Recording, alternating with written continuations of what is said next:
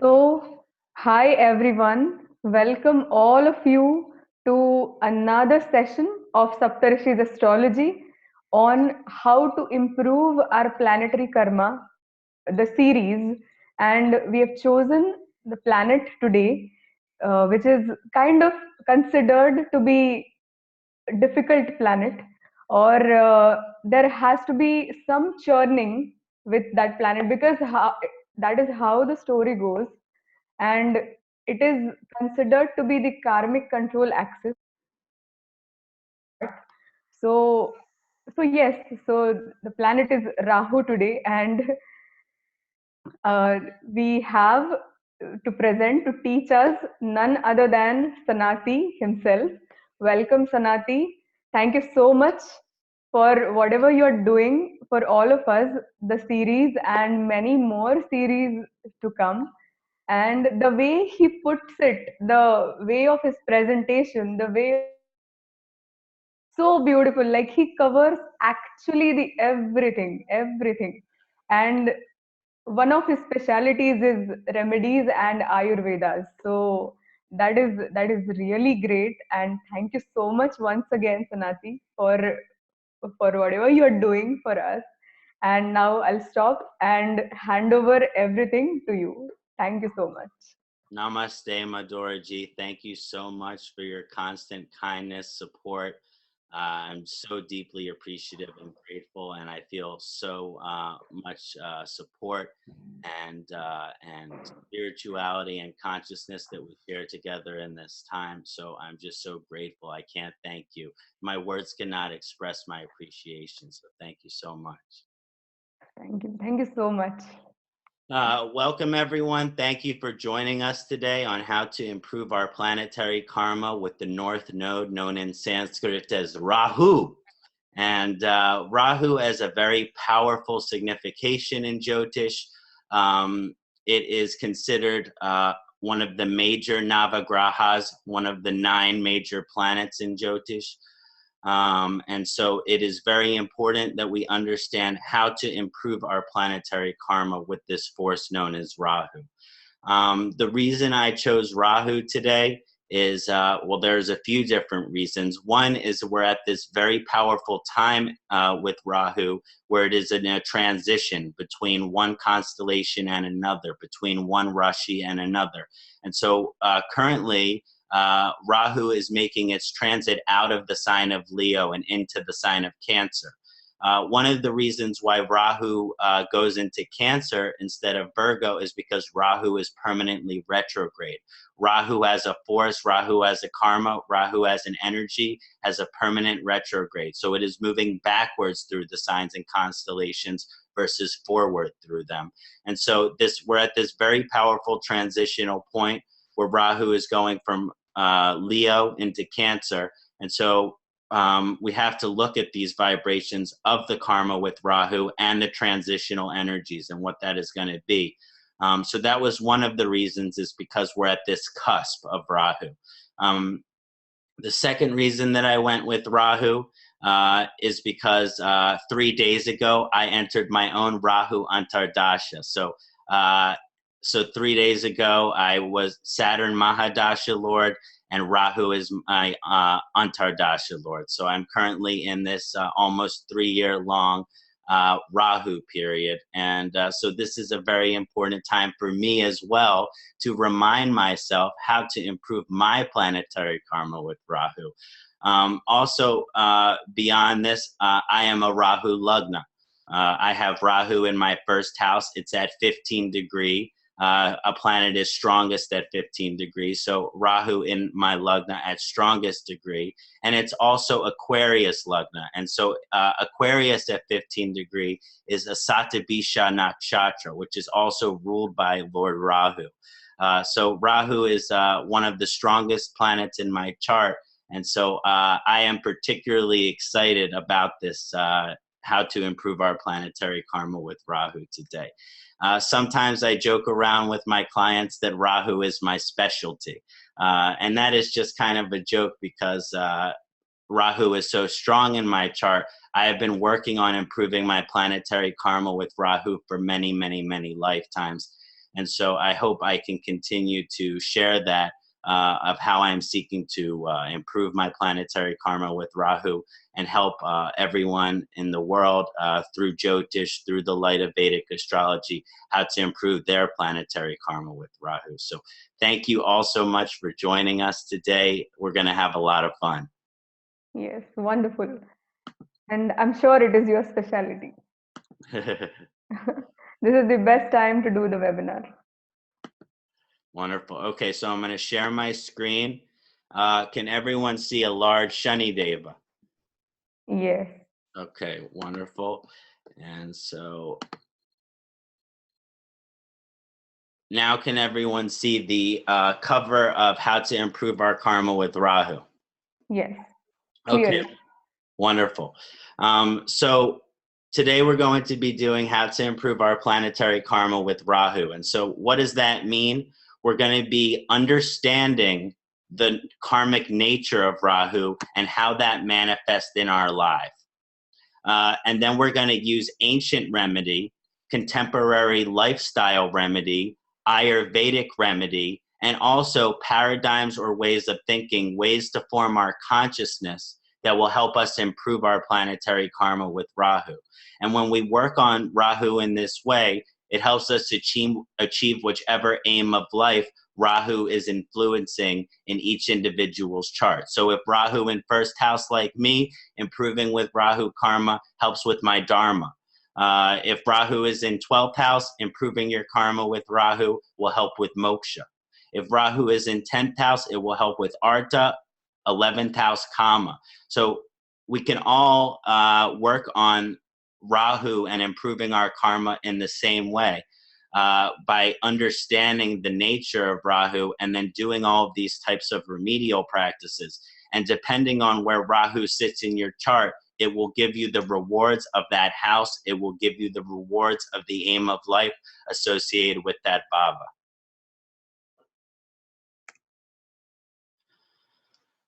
So traditionally in the Vedic ancient text, Rahu is called the commander of direction. And as we move forward into this webinar, we will fully understand, okay, what does it mean that Rahu is the commander of the direction, or the owner of the direction, or the guider of the direction? There are many different ways to interpret this title, but this is one of my favorite ways to describe Rahu. Some people call Rahu the shadow. I don't think that really describes its metaphysical or its karmic nature, although it does describe some of the qualities that it has and the significations it brings. It's not really fully describing what its spiritual properties are. I believe that when we improve our karma with Rahu, it helps align us to our soul's truest essence. It also helps determine one's true contentment as a soul and fully live in the moment. So these are three very powerful energies that when we improve our karma with Rahu, it will really help us align to these vibrations, which are soul's true essence, our soul's true contentment, and to be and live in the moment. It's very interesting that Rahu is akin to Saturn. And so why is Rahu akin to Saturn? One of the reasons why Rahu is akin to Saturn is because they both teach us how to live in the moment. Their karmas have a similar vibration in that they are teaching us to be here now and live in this moment, that today, this minute, this second. All of these things which Rahu and Saturn are both teaching us together. The main difference is they have completely different ways which they teach you this lesson. As we talked about in the Saturn webinar, Shani is known as Shanaischarya, the slow-moving planet. And so often Saturn teaches us to live in the moment by creating delays in our life, by creating obstacles in our life and challenges that we have to endure. And so Rahu carries a somewhat similar vibration, but it's not necessarily patience that it's using to help manifest these karmas. And so we'll talk about that as we move forward. We're going to cover 6 areas today. We're going to talk about the karma of Rahu, how that manifests. Then we're going to talk about Rahu's current transit in Leo and its upcoming transit in Cancer. Then we will have a discussion about Rahu karma and how that relates to planetary dignity, which is known as exaltation, debilitation, and favorable and unfavorable positions. Then we will talk about the improvement of Rahu karma, which is ancient, which is contemporary, and which is Ayurvedic. Then I have some community examples from people who have sent them in prior to this presentation today. And so we will go over those examples and we will look at the questions as well as the charts of the individuals who sent those questions in to fully answer their query. And then we will conclude, and if we have time before the conclusion, we'll take some live questions from the audience. If time permits, of course. Yes, wonderful. But before we get started, the most important part is for us to connect to this graha, is for us to connect to this planetary force.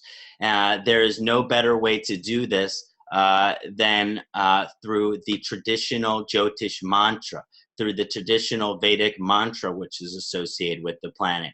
Here on the left side of the screen, I have a Rahu Yantra, which has very powerful significations. In Sanskrit here, it says Shri Varaha Deva, which is the deity often associated with Rahu.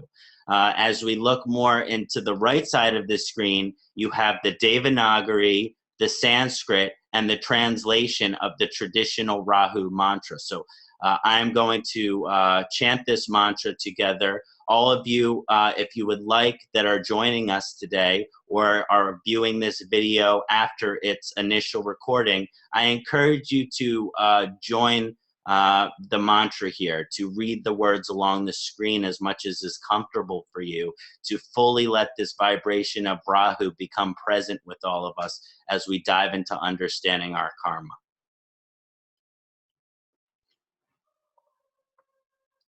The last line there, which is the seed sound, I'm not going to be doing the seed sound. I'm going to be doing the tantric mantra, which is Om Brahm Brim Braham Saharahu Ve Namaha. And that will become clear once I get to that part of the mantra. And I encourage you to join me at that time. Yes, wonderful.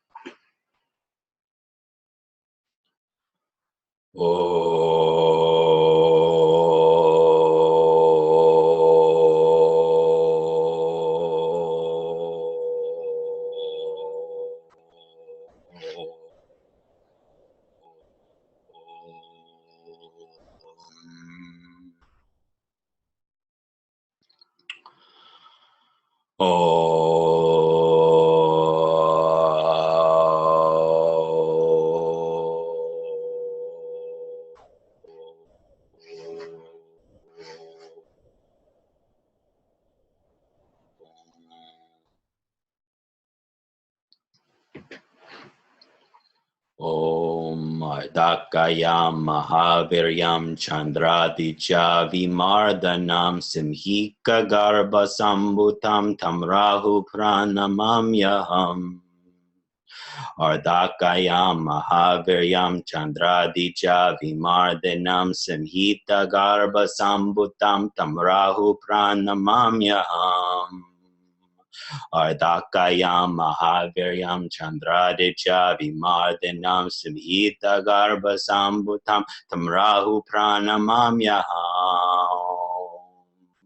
Ardakayam Mahaviryam Chandradicha Vimardanam Simhita Garbha Sambutam Tamrahu Pranamamyaham. Ardakayam Mahaviryam Chandradicha Vimardanam Simhita Garbha Sambutam Tamrahu Pranamamyaham. Ardakayam Mahaviryam Chandraditya Vimardinam Simhita Garbha Sambutam Tamrahu Pranamamyaham. Ardakayam Mahaviryam Chandraditya Vimardinam Simhika Garbha Sambutam Tamrahu Pranamamyaham.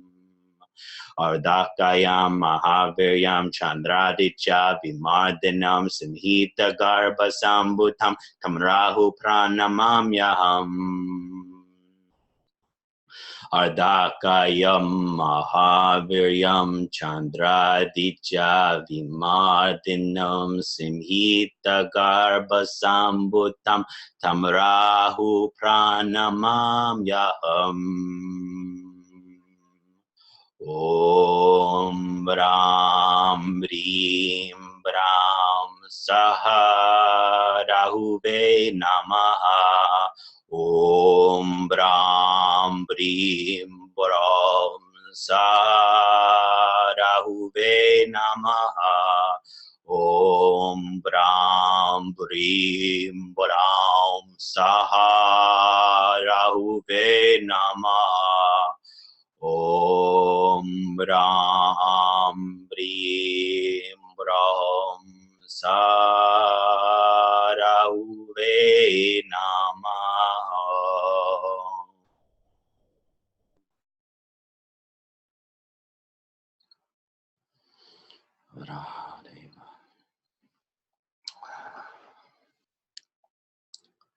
Namaste, everyone. I hope that was enjoyable. Yes, completely.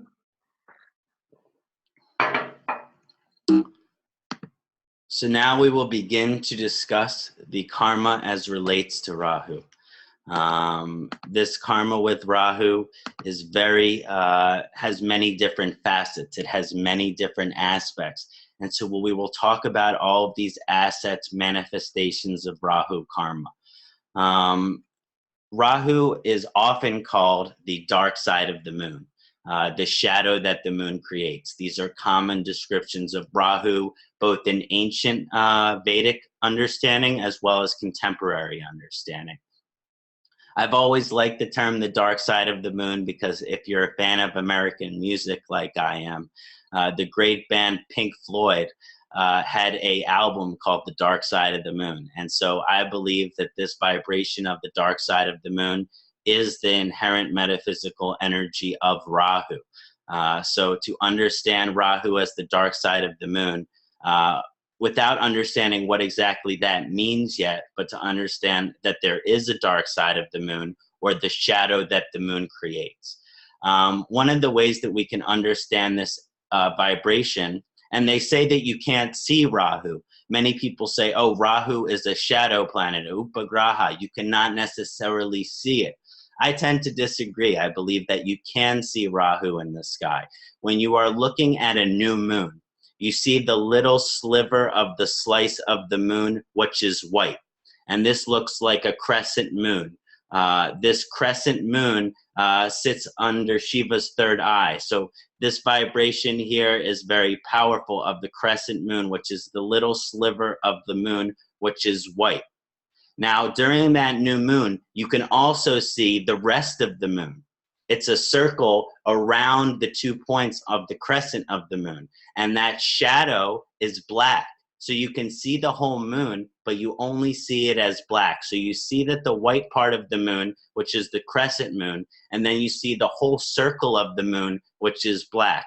This whole circle of the moon, which is black after a new moon, which is the node, which is north of the south crescent moon. This is how you can actually see Rahu.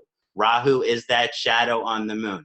So I do believe when you are looking at a new moon and you see the rest of the shadow of that moon, this is actually our ability to see Rahu, which is the node which is north above the crescent moon. Now, after a full moon, you begin to see the whole white of the moon, and then the whole white of the moon slowly delineates, or you slowly loosen the white of the moon, and you can see a crescent, which is the shadow, which is the south node under the full moon, and this is Ketu.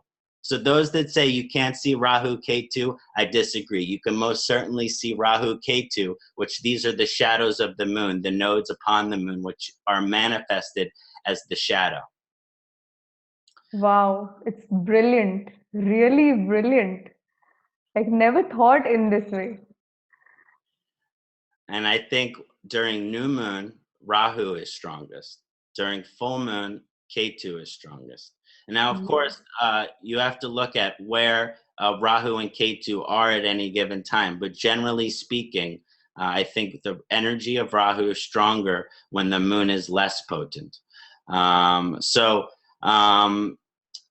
Because the Rahu and moon, they just very strong enemy. Because of this shadow or the dark side of the moon energy, Rahu's karma manifests as a shadow energy, a shadow vibration. This shadow energy of Rahu contains malefic, inauspicious, challenging vibrations. And we're going to talk about both the inauspicious vibration of Rahu and the beneficial, positive vibration of Rahu, especially when we have a powerful positive relationship with this graha. I always like to start with the challenging aspects first and get to the rewards later. So this aspect of the shadow energy, which contains these malefic, inauspicious vibrations, are often associated with illusion, confusion, deception, poisons or toxins, and treachery. And so all of these words have different synonyms, but these are common ways that we understand some of the malefic karma expressions of Rahu, and we'll talk about these in more detail. Often the darker side of Rahu karma, which we're talking about here, which are the challenging energies, and again, Rahu is inherently a malefic force, often considered to be the most malefic force in a chart. Often the darker side of Rahu karma must be properly worked through in order to experience certain rewards or benefits from the positive aspects of Rahu. In other words, those that have not worked through karma with Rahu, then they have very challenging effect of Rahu. You do not experience the auspicious side of Rahu, the beneficial side of Rahu, the positive aspect of Rahu, until you have really worked through the challenging aspect of Rahu as a soul. So if you only experience the malefic or inauspicious effect of Rahu, it shows that maybe in this lifetime, maybe in past lifetime, you haven't really wanted to work on this karma. I was saying earlier to those that were joining in with us early that it is very common that people don't like to work with Rahu. They don't want to improve their planetary Rahu. Why? Because they say Rahu is a demon. I don't want to relate to a demon. I don't want to worship a demon. I don't want to do anything to emphasize my relationship with the demon. But the truth is this shadow or this darker side of the moon that manifests in the universe, this is a manifestation of the reality that we're living in. In traditional Parashara lineage, Rahu is considered one of the Navagraha, one of the 9 major planets. That means it is given equal weight as far as all of the other planets, Sun, Moon, Jupiter, Mercury, Rahu, and Ketu, given the equal amount of power and emphasis. So to say that Rahu doesn't exist, to say that Rahu, we don't want to improve our planetary karma with Rahu, I believe this has very profound karmic consequences. This has very profound karmic challenges. Sometimes the worst thing we can do is pretend that Rahu doesn't exist, because the truth is Rahu does exist. So if you do not honor this existence, which is a force of the universe, then you are denying part of God's creation. You are denying part of this universe that exists. So sometimes I believe that even though people are maybe less disposed to improving their planetary karma with Rahu, that there may not be another planet that is more important in order to complete our spiritual evolution here. So as I mentioned, this working through Rahu karma is relevant to this lifetime. But often very often where Rahu sits and our karma as relates to it has profound significations for our past lifetimes as well.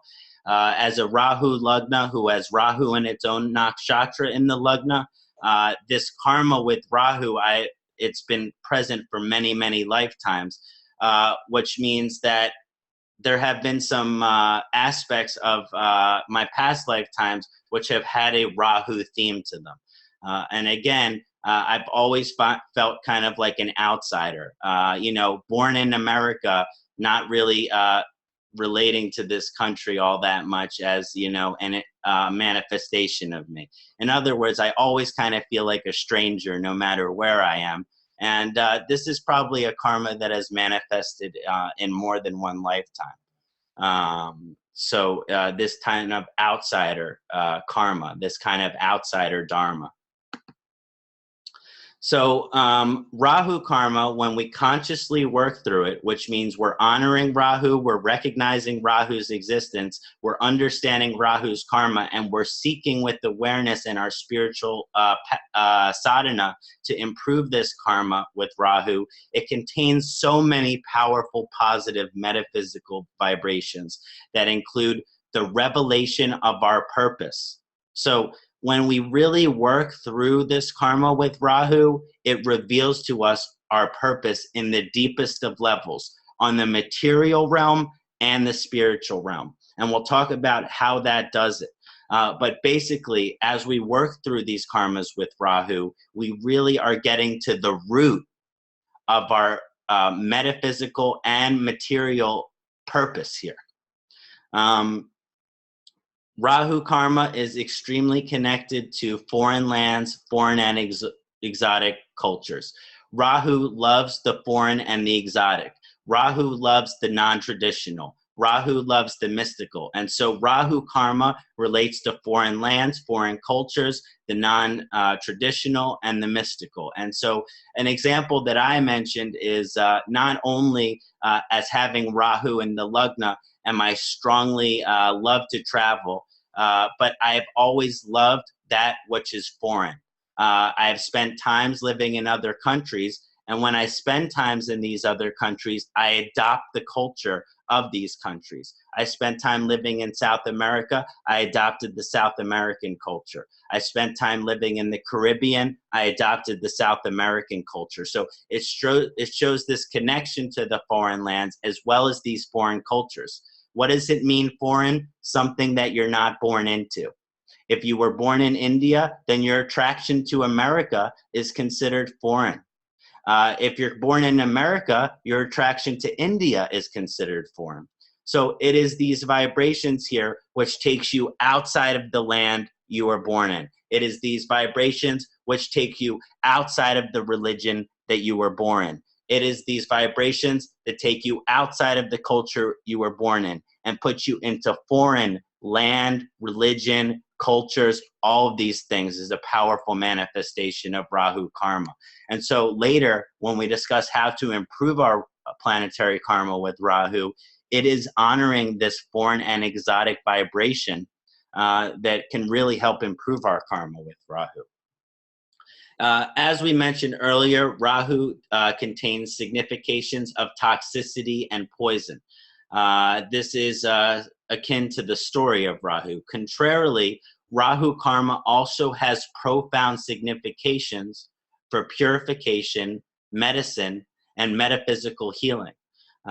This aspect of poison and healing is inseparable. That poison in its right dose is actually can be used as a medicine, and medicine used in its improper dose quickly turns into a poison. As you get into Ayurvedic medicine, you learn about the metal therapy. They use mercury, they use silver, they use gold. These are substances which are incredibly toxic to the body. But after going through a heavy level of purification and then used in a very minuscule proper amount, it becomes one of the greatest medicines. When if it wasn't purified and you took too much of it, you would die within 72 hours. So there is this vibration, which is the same substance, which can either be healing or which can be toxic. And so there's this karma that relates to Rahu. How do we understand poisons? How do we understand toxins? How do we understand medicine? How do we understand healing and the relationship between the two? So as someone with very strong Rahu in their chart, I am attracted to poison. I am attracted to these certain poisons. I try to take these poisons and use them as medicine. I try to, like, metal therapy, other types of poisons that sometimes can be kind of dangerous. I like to put them through a purification, and I like to use them in the proper amount so they can be used as healing, so they can be used as medicine. And so there's almost this alchemical energy of taking a poison and making it a medicine, and making sure that medicine is consumed in its proper amount so that it remains a medicine. So as I mentioned with the foreign lands, foreign cultures, Rahu karma also represents the full acquisition of our non-traditional mystical or occult power. In other words, Rahu is the full realization of our mystical or occult power. In our sense, what is our spiritual power, our siddhi, all of these vibrations? What is our power which is outside of normal understanding? What is our power which is outside of the tradition that we were born in? You know, for example, my dharma and my gifts are as a Jyotisha in Vedic astrology. This aspect of my life is non-traditional. I was born in the West. So this, where my gifts are, where my greatest mystical and occult gifts are, they're outside of anything that relates to the culture or place I was born into. So this is just an example of how this karma manifests as well, which is that Rahu represents the full acquisition of our non-traditional mystical or occult power. And so those with very strong Rahu in their chart have a very strong possibility as they work through and improve their karma with Rahu to achieve mystical and occult powers. Rahu moves permanently retrograde. Rahu is constantly moving backwards in degrees. Rahu is currently moving backwards through signs. As we talked a little bit about earlier, Rahu is currently in Leo, moving into Cancer, not moving into Virgo because of this permanently retrograde motion. And so a lot of the associations or vibrations or energies of Rahu can seem backwards or reverse. A lot of the times I explain the Rahu karma to my clients and they say, oh, this sounds backward, this sounds reverse. Well, of course it does, because Rahu is permanently reverse. So if anything sounds reverse about Rahu, that is because Rahu is always moving reverse. And so that reversal energy, that backwards vibration energy, is very strong within the manifestation of Rahu karma. Now, what am I really saying when this backwards reverse motion of Rahu? I always say that Rahu shows us who we truly are. Again, our soul's true essence, what we truly want, what we truly need, and what we truly deserve. All of these extremely powerful, positive things. But Rahu shows us this through experiencing the contrary or the opposite. So in other words, Rahu shows us who we are, what we want, what we need, what we deserve, by going through experiences of who we are not, what we don't want, what we don't need, what we don't deserve. So Rahu reveals to us the truth of all of these things. But the only way that the truth is revealed is by the experience of the contrary, is by the experience of the opposite. And that's kind of this vibration of having to go through things the hard way. Another energy which is similar to Saturn, and Rahu is considered akin to Saturn, but this vibration of having to go through things the hard way. Why do you have to experience who you are not to find out who you are? Because Rahu karma. Why do you have to experience what you want, what you need, by experiencing the opposite? Rahu karma. In other words, a very simple example of this is, let's say that someone doesn't like eating peanuts, but they don't know because they've never tried a peanut. Then they try the peanut. They realize that the peanut is not something that they would like to eat, and they never have to eat another peanut again. This is the most simplest example, and it has no meaning, but this is a vibration of, in order to find out what you like to eat, you have to experience what you don't like to eat. This is just an example, but Rahu karma manifests in a bigger way, in that we have to go through experiences in our life at some point, and we may say during those experiences, this is not who I am, this is not what I want, but you didn't really know who you were before you experienced that. So you had to go through that experience to figure it out. So oftentimes with people with strong Rahu karma, people in Rahu Mahadasha, people in, in strong Rahu transit, that they might find themselves in certain experiences. This is not who I am, this is not who I want, but it's going to show you who you are. You may find yourself in certain experiences, this isn't what I like, this isn't what I need, this isn't what I deserve. Like a husband who you thought you loved, and then after being married to him, he began to verbally abuse you, and then he grabbed you. So this is an example of, you thought that this was the person you wanted. Then clearly through the experiences, you realize this isn't what I want, this isn't what I need, this isn't what I deserve. And as a process of that, you realize what you do want, what you do need, what you do deserve. In this example, it would be the right kind of partner who always talks to you kindly, who always talks to you with support, who always talks to you with love, who would never even consider putting his hands on you in an aggressive way. That is what you need, that is what you like, that is what you deserve.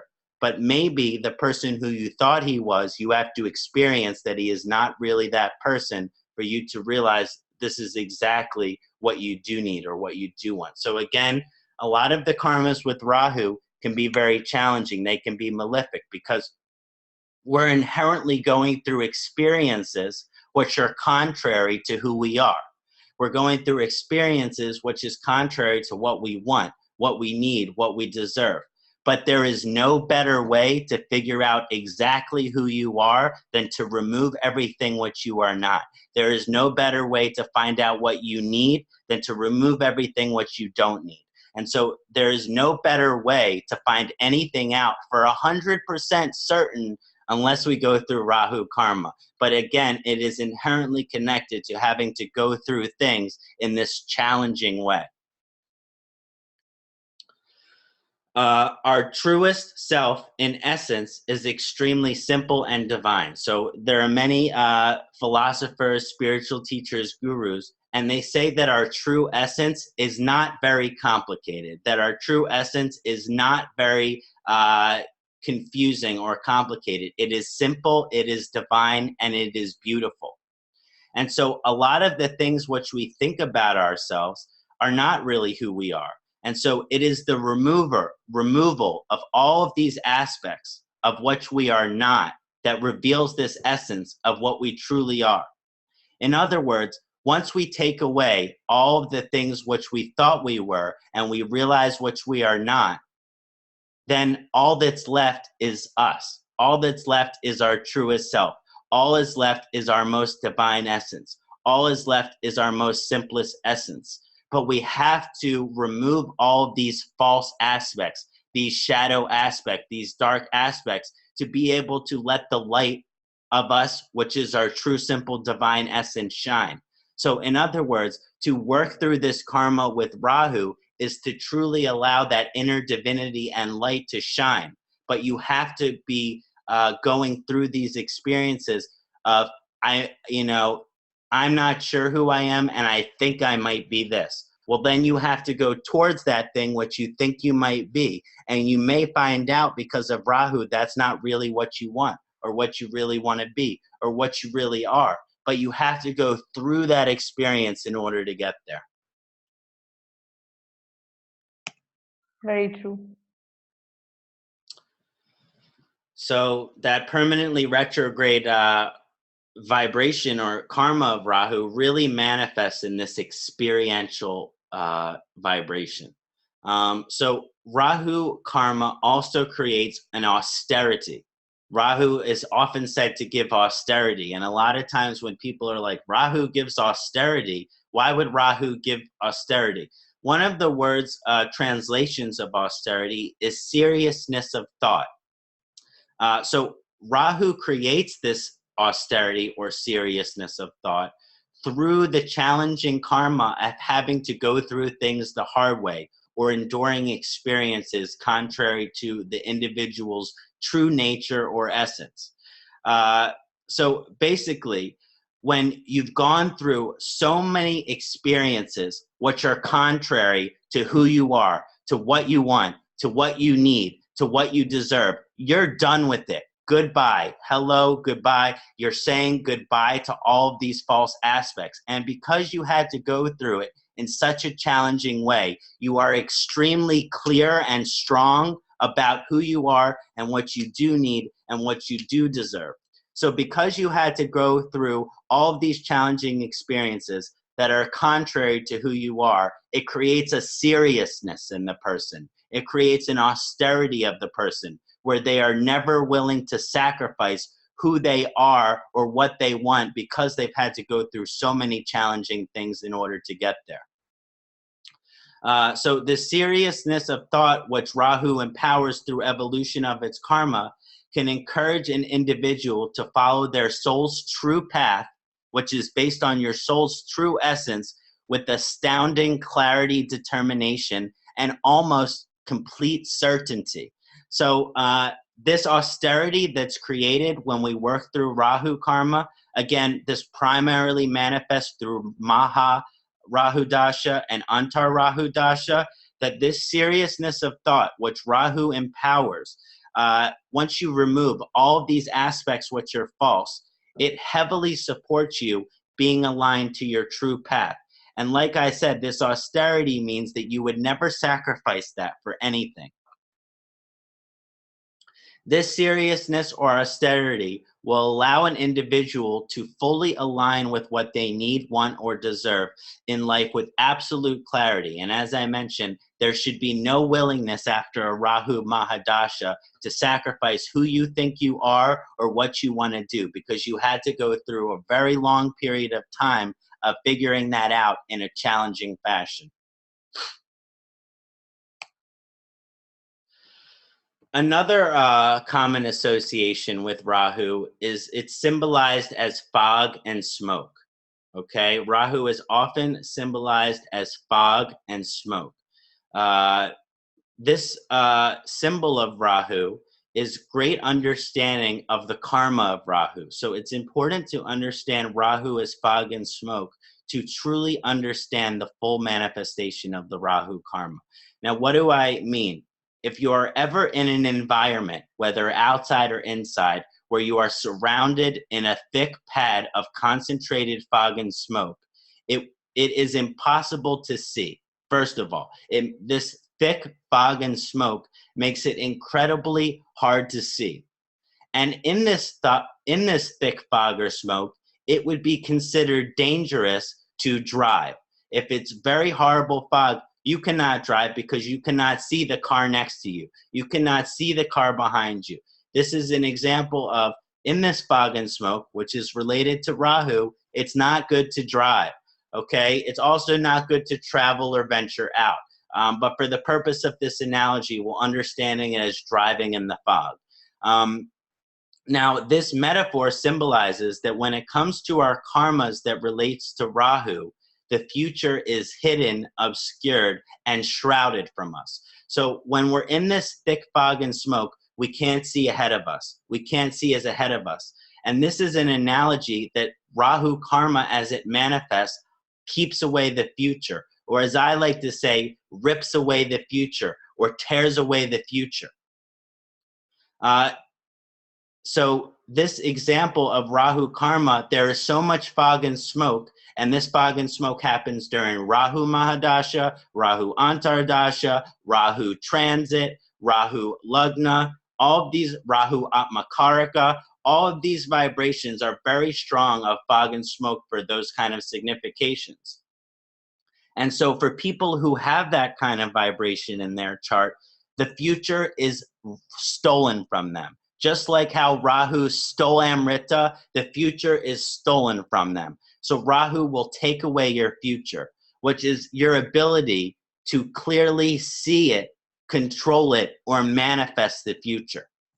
In an environment of concentrated thick fog and smoke, it would also be dangerous to backtrack to prior point or to go behind you to somewhere that you need to go. Because if you were to go back, because of all the fog and smoke, you'll never be able to get back to home. You'll never be able to get back to where you were. This analogy is that it might be impossible to fully understand the past, because the past is taken away from us, which means the past is the past for those that have strong Rahu karma. You are not supposed to look in the past. You are not supposed to go in the past, because if you do go in the past, because of Rahu, our ability to see clearly and understand the past clearly is obscured. It's hidden. It's shrouded. And so because of this, the future is hidden from us and the past is hidden from us, which means we cannot accurately see, understand, or discern what the future vibration is or what the past vibration is. Which means if Rahu karma is strong, what you think is the future is lie. What you think of the future is false. What you think of the future is Maya. It's illusion. Because Rahu takes away our ability to accurately see what the future is. So if you think you know what it is, you're just wrong. It is inaccurate. Okay? And this is the form of deception. There is no greater deception, and that thinking your future is different than it actually is going to be. This kind of deception is very painful on the soul of an individual. This kind of confusion as to working everything you are for your future that is not actually what your future is supposed to be. So again, this karma can be very challenging, because usually those with strong Rahu karma, they worry about the future and they worry about the past very strongly. But from a karmic perspective, it is impossible for them to accurately see what the past or the future is. So as there is a constant delusion, there is a constant deception, there is a constant confusion. And so the best thing you can do if Rahu karma is strong is to completely forget about the future and the past, particularly forgetting about any expectations or certainty that you think you have about what that is. Now, when the future is hidden and its clarity taken away, and the past is hidden and the clarity is taken away, I ask the rhetorical question, what's left? When the future is taken and when the past is taken, what is left? What is this guru, Sri Rahu, trying to express to us? What is Rahu trying to convey to us? And this does not matter where Rahu is in your chart. This does not matter what Rahu sign is in. All that matters is what is Rahu trying to convey when the future is taken away and the past is taken away from our ability to accurately perceive. I believe that all that's left is the moment. When the future is taken away and the past is taken away, all that's left is the moment. So what is this guru Rahu trying to convey? To live in the moment. This is a value, a metaphysical value that all the great gurus and spiritual teachers say. There was a huge consciousness shift in the 1960s and 70s here from Vedic thought and culture, which is about being here now. And then there are also many philosophies and theories like Eckhart Tolle about the power of now. But basically, one of the most powerful spiritual lessons that any soul here on earth can learn is how to live in the moment, how to live in this day, how to live in this hour, how to live in this minute, how to live in this second, without constantly being preoccupied about the future, without constantly being preoccupied of past. So this Rahu karma is extremely positive, because I believe there is no better teacher of us for how to live in the moment, because there is no ability to accurately perceive the future or the past. And so when those things are completely taken away from us, we have no choice but to live in the moment. My astrology teacher says, you better live in the moment because you have no choice. So this is a vibration here of really, I think, one of the most positive metaphysical aspects of Rahu, which is to teach our souls, while it's incarnated in this physical form, how to live in a moment-to-moment consciousness. Extremely true. Well said. And so before I move on, thank you, Madhuraji. Before I move on, I just want to say that Rahu is often considered a demon.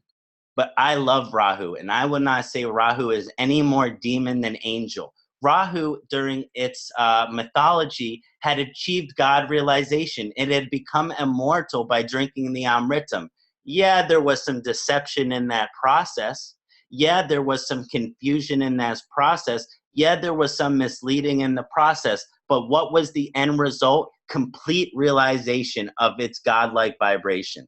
And so because of that, I think we can also understand Rahu as an angel. We don't have to understand Rahu as only a demon. So I like to differentiate that based on our consciousness, based on our spirituality. Rahu karma will either manifest in our lifetime as an angelic karma or as a demonic karma. And you have to understand this vibration of Rahu to fully manifest its angelic karma.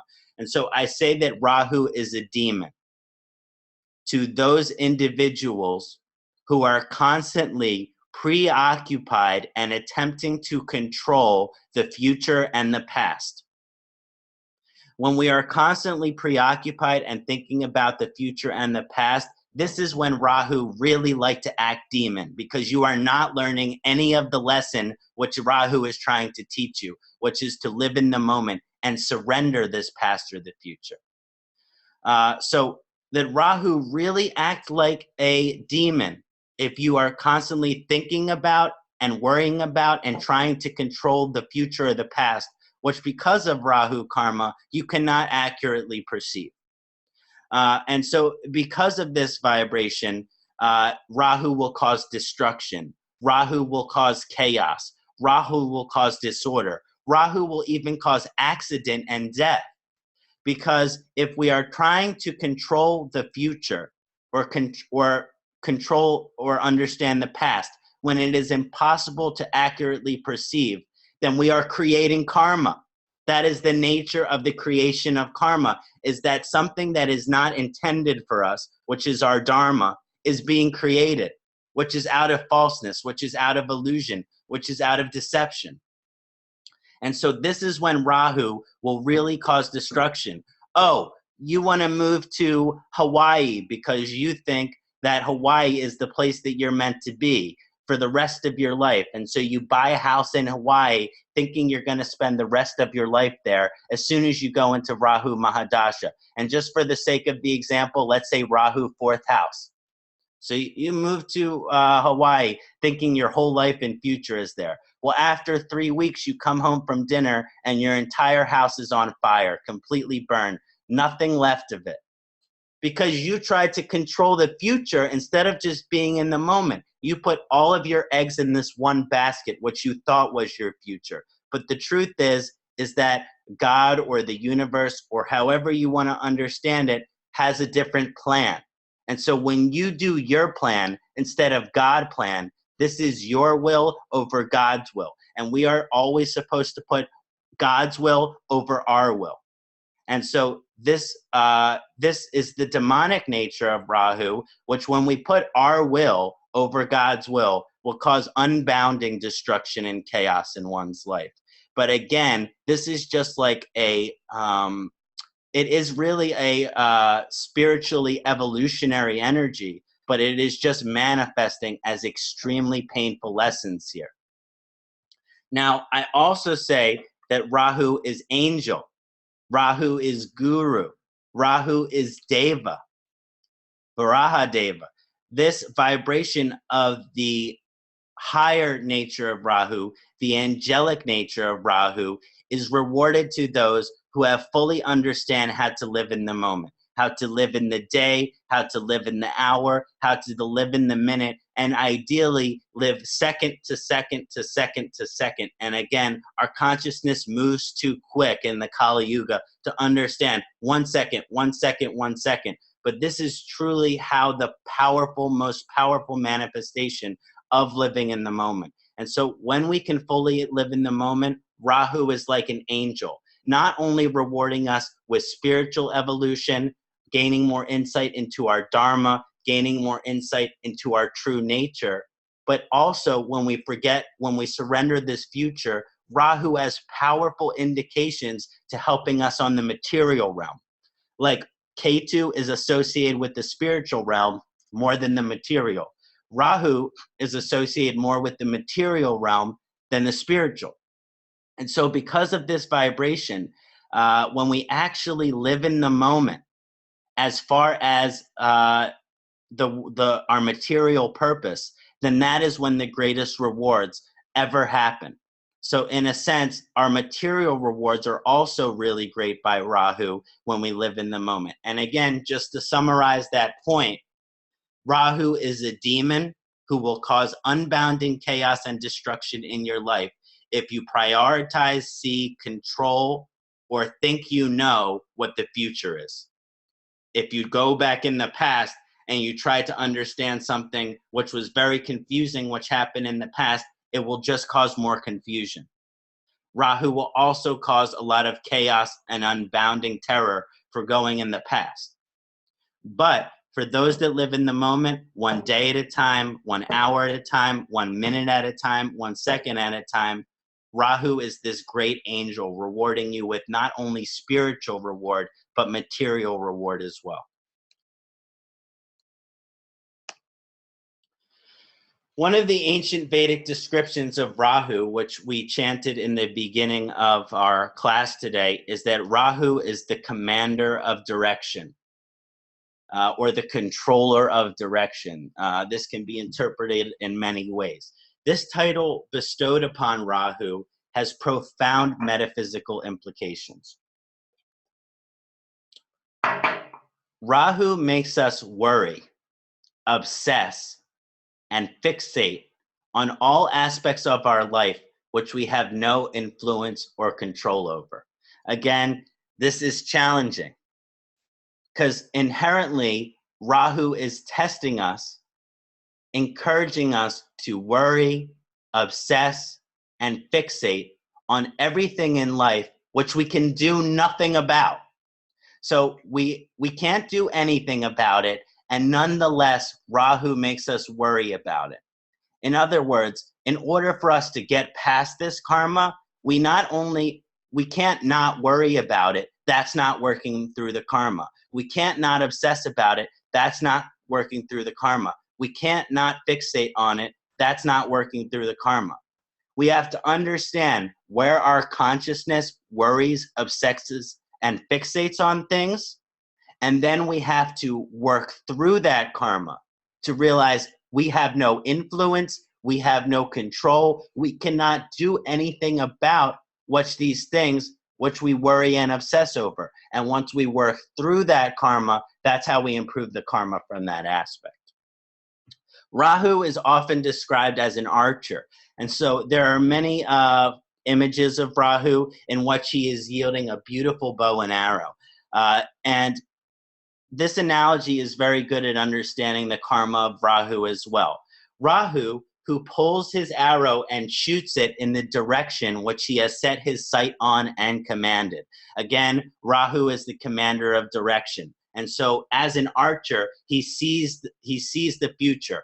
Rahu takes away the future from us, but the Graha Rahu can see everything. Again, this is part of its karma that it manifests. So it takes its arrow and it shoots it in this direction, which is our future, which is our fate, which Rahu has commanded and directed. This metaphor signifies that all of the aspects of life which we are concerned about, which we obsess about, and we attempt to control or influence, have already been determined in a finite fate sort of way. So there are, in Jyotish, there are many ways of understanding fate. Often the people think there is a disagreement, that we either live in a world of fate or that we live in a world of free will. But as you understand Jyotish more, you understand that both are present. One of the karmas that we manifest is that actions have a reaction, action have a consequence, actions create other things. But also karma is a possibility. When we're looking at a Jyotish chart, we're looking at a map of all of these possibilities. And all of these possibilities based on these alignments could be different. And based on free will choices and decisions that we make, we influence which possibility our soul aligns to. But there is also our dharma, which is our fate, which is what God has created us here. So there are possibilities of karmas which we influence based on our decisions, and then there are also karmic aspects which relate to our dharma, which we have no influence over. And so this aspect of free will and fate are not mutually exclusive. They both exist in harmony with each other. And I think our mind often thinks dualistically. If this exists, then this must not exist. If this must not exist, if my religion is right, then your religion must be wrong. And this kind of thinking has got us nowhere. It is important that we understand that both of things can coexist together. And so anyway, as getting back into this Rahu shot its arrow at our fate. Rahu shot its arrow at our fate, which means our fate to a certain aspect as relates to Rahu is already determined, which means our destination, how the karma manifests at the end of the Rahu Mahadasha, at the end of our Rahu return, how this karma manifests is already chosen. Nothing we can do will make any difference. No choices we make, no decisions we make, nothing we do is going to have any influence over what Rahu has already commanded, over what Rahu has already controlled. And Rahu sees the direction of all things. So it is this energy as the commander of direction, the controller of direction, is about that Rahu has already shot its arrow at our fate. And yet we are to worry and be nervous and be concerned about what it is, even when it's already decided, even when it's already set in stone, even when that direction has already been set. Our fate in the relates to Rahu has already been set. And nonetheless, we worry about it. We obsess about it. We stress about it. We're anxious about it. We're nervous about it. All of these karmas manifest with Rahu. And yet at the same time, there's nothing we can do. We're made to worry about them, and there's nothing that we can do about it. It will manifest how it's meant to. And so this direction and destination, as mentioned, has already been chosen and guaranteed by Rahu's vibration as the commander or controller of direction. And even though we cannot see our future, and we are constantly worrying about it and anxious about it and obsessing about it as relates to Rahu. If Rahu's in the second house, worrying about money. If Rahu's in the 10th house, worrying about career. If Rahu's in the, seventh house, worrying about our relationship. And yet that karma is already set. It's already our fate. So best not to worry about it.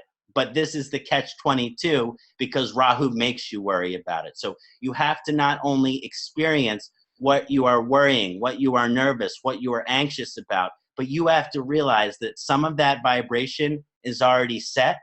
And so there's no use in worrying about it. It will only cause you chaos.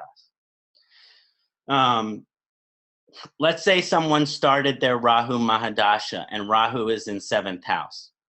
And they are 35 years old and they still not married. Well, odds are that when Rahu Mahadasha begins, they will become very worried about getting married. They will become very worried about finding their partner, being with their partner. Oh, how do I find this person? Do I need to go on dating website? Do I need to talk to my father? Do I need to talk to my mother? Do I need to talk to my uncle? Do I need to ask my guru? Worry, worry, worry. I'm 35, I'm getting older, and I have never been married, and I want to find my partner. I want to find my soulmate. This is all this worry. But most likely, because of the Rahu arrow and the commander of direction, by the end of the Rahu period, they will already be married. And it's possible because of Rahu, they will get married during that Rahu period, and then they will get divorced later. But not always, depending on the position of Rahu and other aspects. It could be a very beneficial marriage that lasts a whole lifetime. And yet, when that is supposed to happen, how it's supposed to happen, the vibration surrounding it, they're going to align around that vibration. And so you worrying about it is only making it worse. You being concerned about it is only making it worse. You being obsessed about it is only making it worse. So again, even though this activation makes a person worry, oh, when will I get married? When will I find this partner? When I am so lonely, I need to be with this person. That the day you're supposed to meet this person and fall in love is already specific and a fate that you are supposed to experience in your lifetime. So again, there's this dichotomy for this area which we are worried and concerned about, and our ability to surrender all control of it. Another description of Rahu karma that I like to mention is that Rahu has a strong connection to our past lifetime experiences. What does that mean? Just like Rahu in the mythology was craving to drink the Amrita so he could experience eternal life, so he could experience this infinite experiences. And so wherever Rahu in the chart, it represents this desire for experience, because Rahu wanted infinite experiences in his eternal form, Samhita. And this vibration of the soul's bucket list, it carries through many lifetimes. What do I mean is that there are certain experiences which our soul wants to go through, needs to go through, until it's ready to moksha. And remember, there is a relationship between Rahu and Ketu is moksha karaka. And so we're getting at the vibration of that relationship as well. But where Rahu sits in one's chart, the karmas that relates to Rahu, it means that your soul still has certain experiences that it wants to have before it is even ready to fathom the concept of moksha. In other words, our soul has to live a full life in many lifetimes and have many experiences before it's ready to not be reincarnated anymore. In other words, our soul is thirsty for experiences of life, and until we experience those, until we quench the thirst of those experiences which our soul is thirsty for, we are not ready for our highest spiritual evolution. We still have to go through these experiences of life. Someone like me with Rahu and Lagna, I know my whole life is about just going through these experiences, having more experiences, that my soul desires to have all these type of diverse, profound experiences that I believe in my past lifetimes what my soul was not allowed to have. We currently live in a time of technology, and Rahu is indicated to technology where we can communicate all around the world. How blessed are we that in this time that we have people joining from us from all these different countries, and that this organization is centered out of Mumbai, India. This is so amazing. And that is only possible now in this time that we're living in. So there are so many experiences that we only get to experience as a humanity now. And so I know my Rahu in the Lagna has a lifetime of experiencing what is possible to experience. I look at people's chart, I say, oh, you can be prepared for moksha. You can be prepared for transcendence. Maybe you are ready to end this cycle of reincarnation. But I'll be the first one to say that I'm not afraid to admit that I am not going to experience this in this lifetime. because my soul, as relates to all of this Rahu karma in my chart, has so many experiences that it needs to have before it's ready, that I don't even think it will even be able to get to all of those experiences in this lifetime. So again, it can show the amount of experience you need to have on the material realm, on the physical realm, in your body, in life, before you're ready for your highest level of spiritual realization. Similar to how Rahu craved the Amrita nectar, in relationship for his desire for eternal life and divine realization, the Rahu karma in a Jyotish chart will show us where our most intense cravings are, and desire for experiences. And these experiences must be investigated and worked through from a karmic perspective in order for our highest material and spiritual realization. So again, if Rahu is in the second house, your soul craves and desires artha, material prosperity, material wealth, finances. And until your soul or life experiences some level of wealth, which is the rewards of the second house, you will not be able to fully evolve to your spiritual level, because this, on the deepest level, is what your soul is experiencing. Again, your soul is, the karma with Rahu shows where your soul's deepest desires are for experiences. And this experience must be experienced. This desire for experience, this thirst for experience, it has to be experienced. It has to go, you have to go through it in order for your soul to really be satisfied, in order to go to its next level of spiritual evolution. So until we work through our karma with Rahu, I believe our spiritual evolution is limited. Okay, so that's just a little bit of the analysis of the karma with Rahu. And as we get more into the positions of Rahu, the alignments of Rahu, we'll talk about some other karmas. But that is a lot of different ways of understanding Rahu and its karma that we can utilize in our consciousness to help improve our planetary relationship with Rahu. So I hope that was beneficial for everybody. Yes, definitely. So Rahu's current transit. Rahu's current transit in Leo began January 30th, 2016 of last year, and ends August 17th, which I believe is in 5 days. So this transit is at a huge shift, or it's at a huge cusp.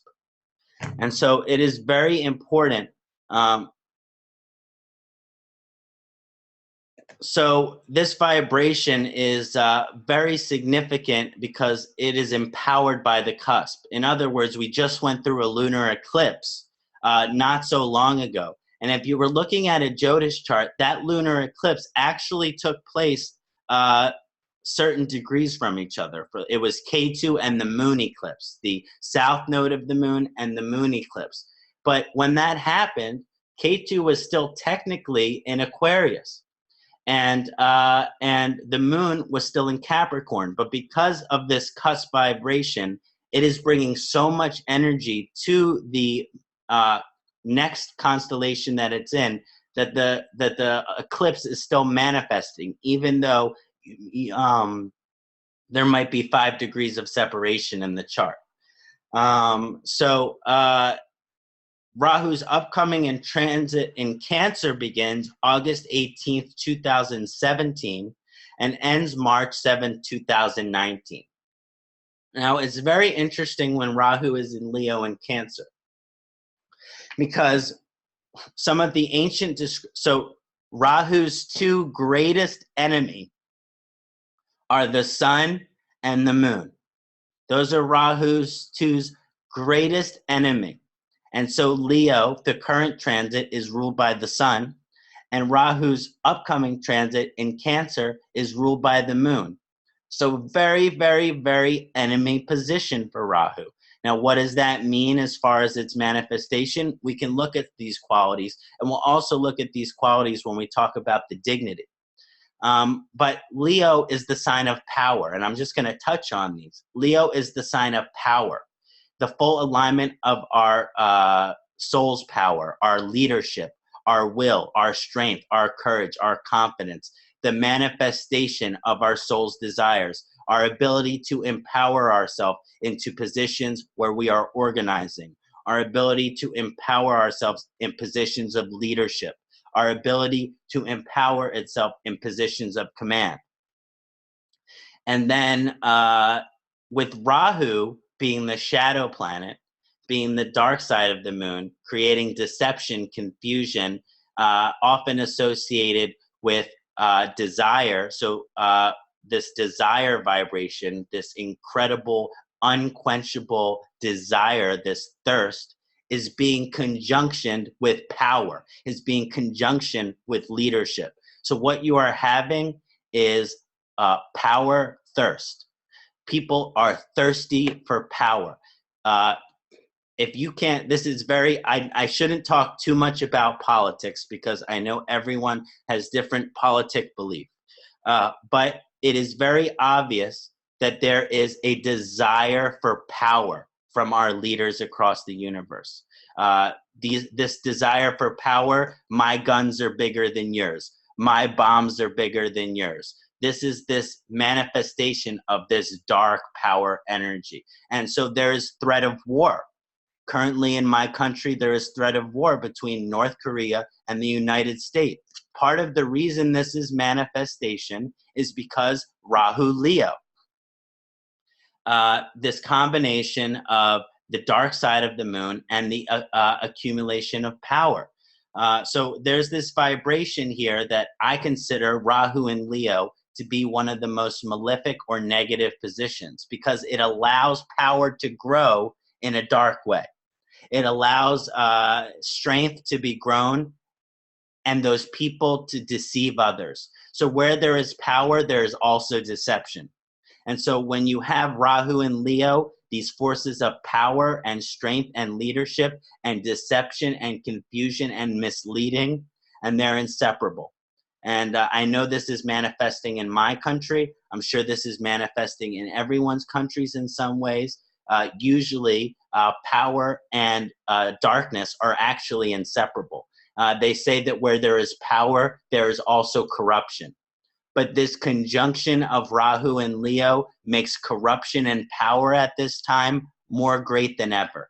So you have to be very confused about who is the leader, who is in power, who is in command here, and what level of deception and confusion is going on here.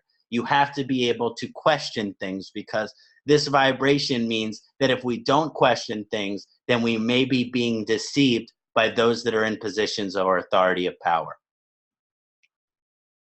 Now, with Rahu's upcoming transit in Cancer, this begins August 18th, ends March 7, 2019. It is actually said in the ancient text that Rahu splits the moon. And so in the background of this PowerPoint, you have a beautiful bearded Rahu, and he has snake eyes, and it's very powerful. And as you can see, in his left hand, he has one side of the moon, and in his right hand, he has the other side of the moon. Rahu has split the moon in two. Rahu eats the sun, and he splits the moon. This vibration of splitting the moon, I believe that Rahu is the greatest and the moon are the greatest enemies. So Rahu has no greater enemy than the moon. Because Rahu splits the moon in two. There's a reason the rishis thought this thousands of years ago. And so we're in this current transit till the spring of 2019, March 7, 2019. And so as I will go into detail, I believe this to be the debilitation of Rahu. Now, there are other theories of which I've been educated about the debilitation, So I won't say that Rahu is only debilitated in Cancer, but I believe energetically, karmically, Rahu to be heavily debilitated in Cancer. Cancer is the sign of the emotion. Cancer is the sign of feeling. Cancer is the sign of love of the home and the family, of the connection to the home, connection to the mother, sympathy, empathy, and compassion. It's our emotional. It's the space between our mind, the manas, and the heart. That space and the relationship and the connection between the two. Rahu, being deception, confusion, all these dark shadow vibrations, is heavily malefic on the emotional paradigm. Rahu in Cancer is one of the most malefic conjunctions because, as we mentioned with the Rahu karma, it makes you worry, be nervous, be anxious about all of these aspects of life, which we have no control over. But if Rahu is in Cancer, you feel that so strong, it makes you want to cry. If Rahu is in Cancer, this aspect of the worry, it is affecting your emotion. You are depressed. You have anxiety attack. You have all of these issues because Rahu affecting the emotional nature of the person so profound can make it so you are constantly worrying, nervous, anxiety, and there is nothing you can do about it. This is why I think Rahu is debilitated in Cancer, because some of these natives have an inability to control their level of emotional stress. Yes. So now we'll talk a little bit about Rahu and planetary dignity. Now, as I mentioned a little bit earlier on, there's some controversy. There's controversy as relates to Rahu and planetary dignity. Some people say Rahu exalted Gemini, debilitated in Sagittarius. Some say that Rahu exalted in Taurus, debilitated in Scorpio. Some people say Rahu exalted in Scorpio, debilitated in Taurus. Some say Rahu is exalted in Aquarius. So there are many, many different theories. And similarly to what I encouraged during the K2 webinar, I encourage this kind of thinking or consciousness around the exaltation and debilitation and planetary dignity. Because there are so many different theories, I think you have to go a little deeper. I think you have to go deeper than the sign, and you have to look at the vibration, the bhava of the nakshatra, which the nodes fall in. The nakshatras become especially important to the nodes. Now, the nakshatras are extremely important for the planets, but I think we can understand the exaltations and debilitations of Rahu dignity through the nakshatras.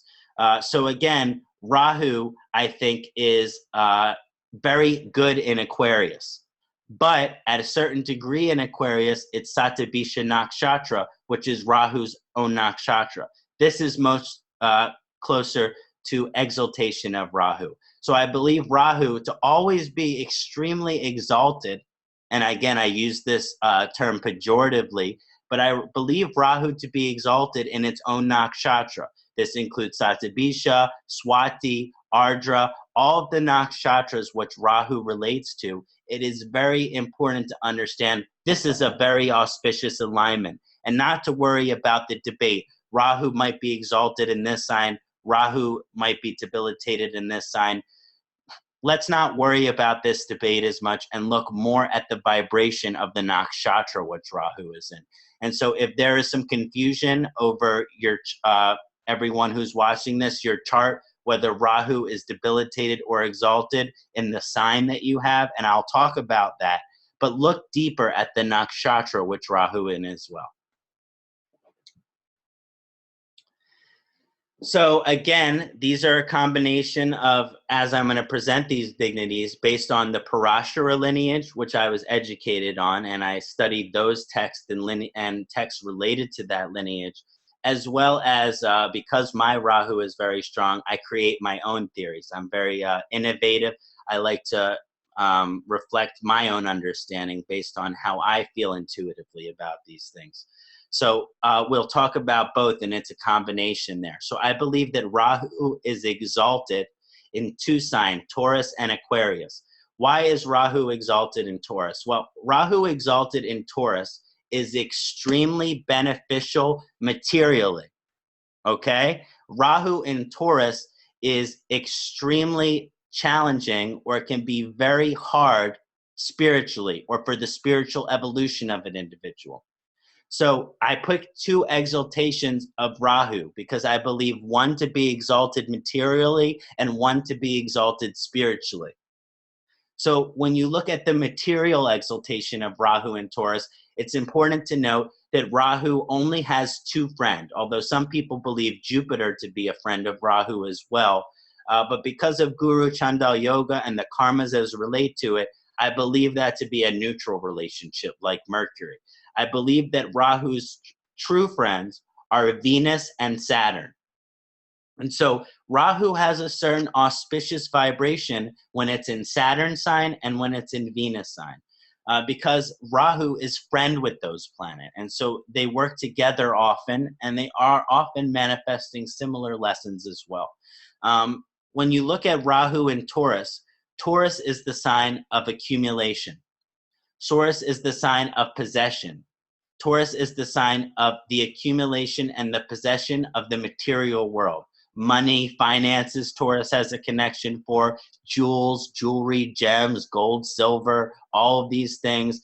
It's also connected to our ability to have stability and security in things that we possess and acquire. So usually these people like to possess good finances, good jobs, a stable relationship, a stable career. I often say with the Taurus vibrations, things only have their beauty or value insofar as they provide stability and security in one's life. And so because of this Rahu and Taurus vibration, I believe that Rahu is that thirst. We talked about that unquenchable thirst, that incredible desire for experiences. And so this conjunction of Rahu and Taurus makes someone incredibly, let's say, predisposed, incredibly aligned to this potential of the full manifestation of their material wealth, their ability to possess and acquire. And because this desire for experiences, because this thirst for accumulation is very strong and often considered exalted position for Rahu, that those that have Rahu and Taurus have this great potential to achieve profound financial and material success. My country's current president, Donald Trump, has Rahu and Taurus in his 10th house, which is Artha, prosperity, success, and career. He was a millionaire very early in his life, then a multimillionaire. And so this vibration is just an example of Rahu and Taurus is extremely beneficial materially. That doesn't mean that if you have Rahu and Taurus, you're automatically millionaire. Depending on the house Rahu is in, other aspects, the Nakshatra, they can all increase the signification or decrease the signification. But I believe there is no better material conjunction for Rahu than in Taurus. Now, the other exaltation I want to look at is Rahu in Aquarius, which is its ruler is Saturn. And again, Rahu is akin to Saturn. And so there is a very powerful relationship between Rahu and Saturn. Some believe that Rahu in Aquarius, that Aquarius is the natural sign of Rahu. And that, in other words, no sign really possesses the same energetic vibration as Rahu like Aquarius. So it's of the sign, it's the closest which can be related to the nature of Rahu as a planet. For those that have Rahu in Aquarius, that there is this experience of having to go through experiences in order this thirst. But Aquarius has to do with the advancement of human consciousness. Aquarius has the ability to see the future, to bring innovation. Aquarius is the sign of innovation. Rahu is the planet of profound innovation.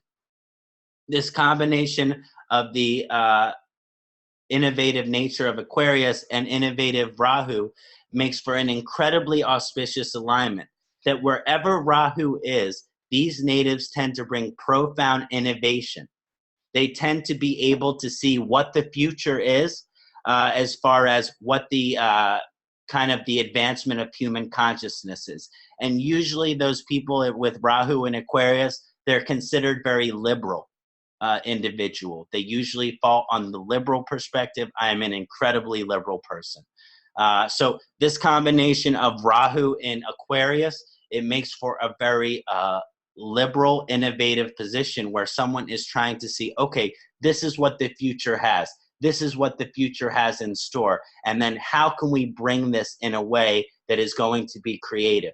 How can we bring this in a way that is going to be innovative? So I believe that Rahu to be exalted in Aquarius, which means I believe it carries a very auspicious energy because it causes the transformation of consciousness. This causes this transformation of consciousness in a way that the world is not used to. And when those natives with the Rahu and Aquarius bring that transformation of consciousness into the world, it's like lighting light bulbs, popcorn kernels going off.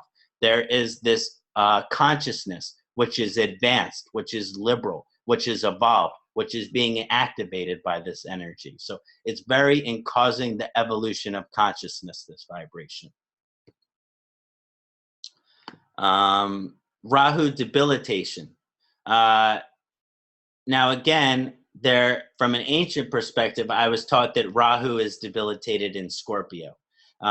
This vibration of Rahu and Mars being kind of a very malefic conjunction, being a very negative conjunction. And it's pretty tough in Aries too, but not as tough as it is in Scorpio. One of the reasons this is because Scorpio is about putting action and energy to those things which we are curious about, to those things which we don't know about, which is those things which we are uninformed about. Mars, its ruler, is the planet of action and energy. And so Scorpio is this investigation of these things with action and energy which we don't know about, which we are curious about. When you combine the vibration of Rahu, which is the dark side of the moon, which is deception, which is confusion, which is craving, which is desire, which is thirst, you are constantly putting desires and cravings and dark, shadowy vibration into action. Mars is already a tamasic planet. Rahu is a tamasic planet unless it is held by higher spiritual vibration. And so when Scorpio has this action and curiosity towards certain things, and Rahu is making that tamasic. So I believe this to be a very inauspicious or a debilitated alignment, because usually these people are be attracted to things that are not necessarily positive.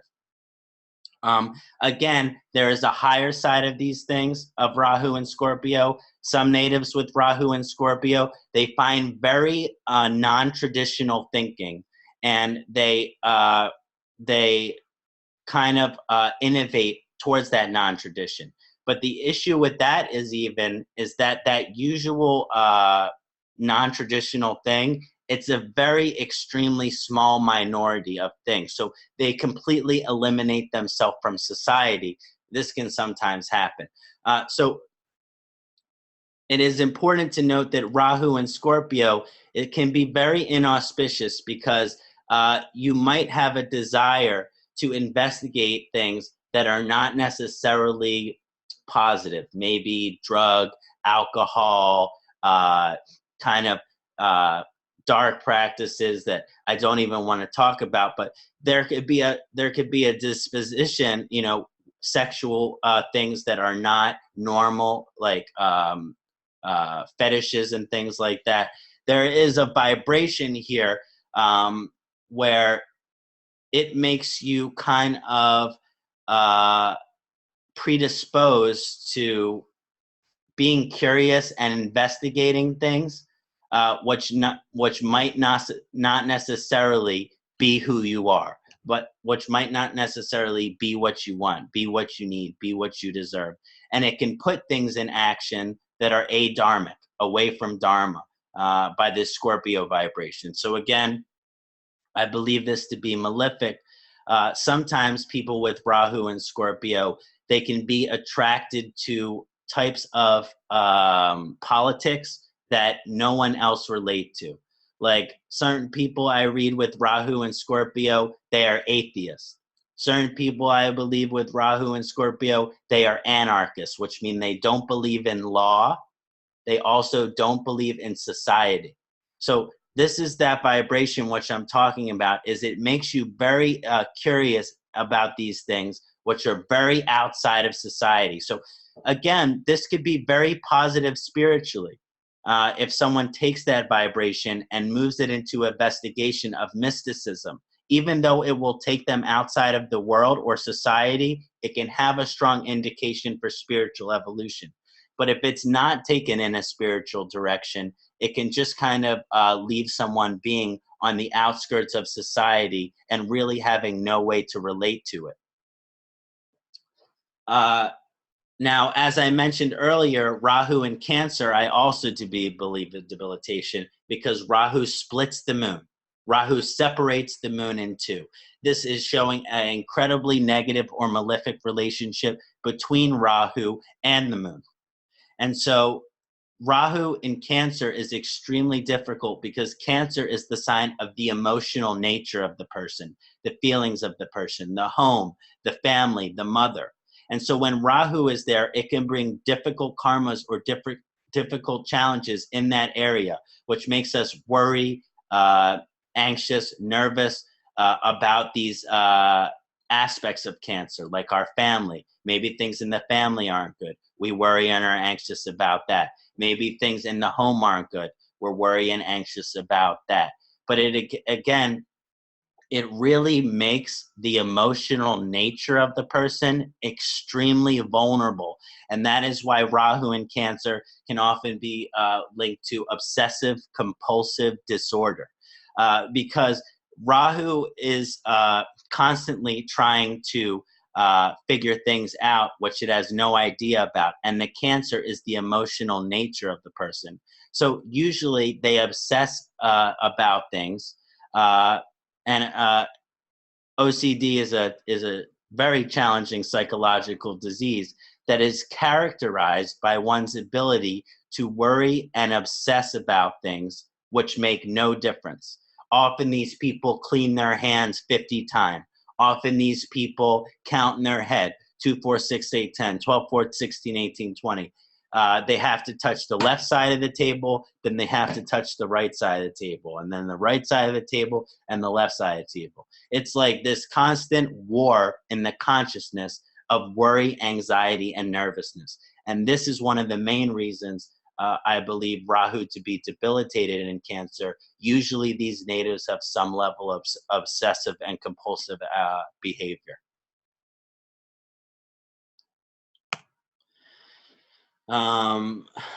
So talking a little bit about more auspicious dignities, we're going to talk about Rahu in Gemini, and we're going to talk about Rahu in Virgo.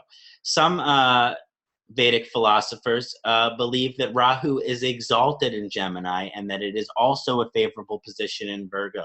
I believe a Virgo to be favorable in both Gemini and Virgo, that it creates some auspicious energy.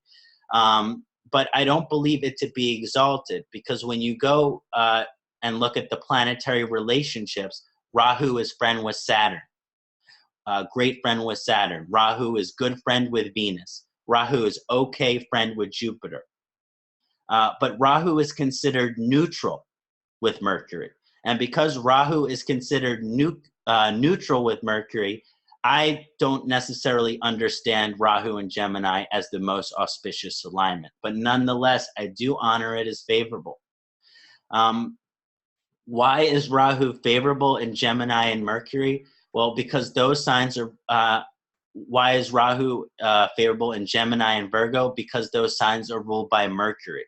And Mercury is the planet of buddhi in Sanskrit, which is the discretionary factor of our consciousness, that which analyzes, that which computates, that which understands.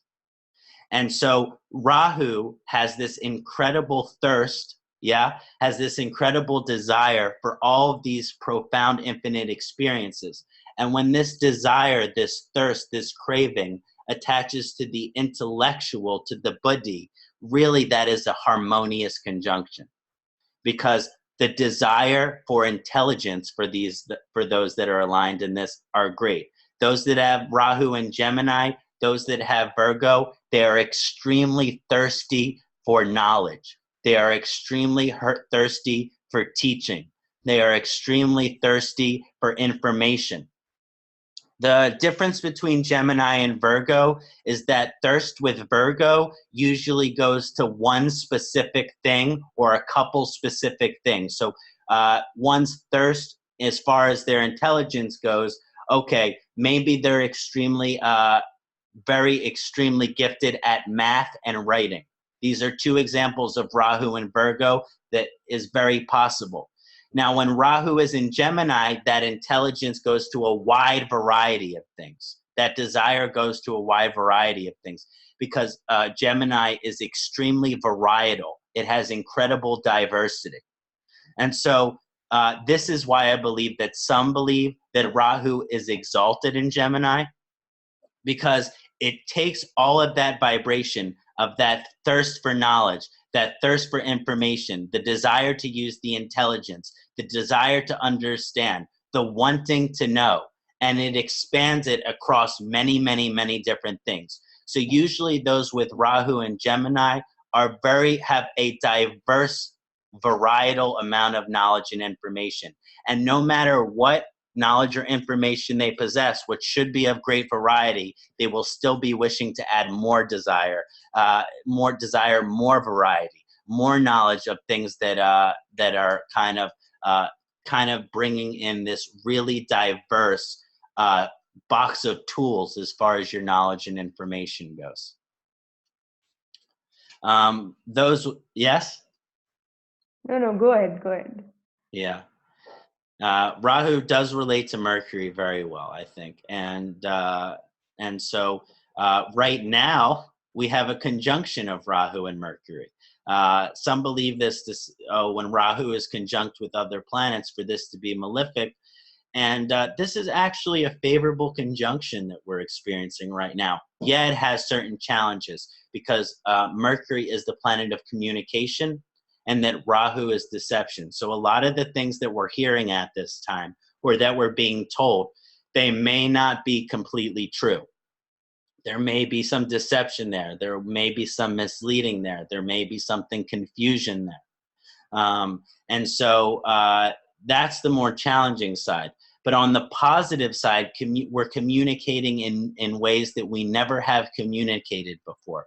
This innovative aspect of Rahu and the intelligence of the communication of Mercury, we're being, our minds, our buddhi is being attracted to the non-traditional. Our buddhi is being attracted to the mystical, to the occult. So I think this has a very positive vibration too, because Mercury is related to our rational, logical part of our consciousness, the right side of our brain. And Rahu is related to the mystical and non-traditional. And so this is a very positive time for people who are logical, who are rational, who are intellectual beings, to open up their consciousness to the spiritual, mystical, and non-traditional. So it's a good time for a kind of allowing those people that are too mental to open up to the spiritual. I believe that Rahu is auspicious in Capricorn, definitely not as auspicious as Aquarius, however. Now, again, Capricorn is ruled by Saturn, and that Capricorn has this strong vibration of having to, it has to do with prosperity. It has to do with success.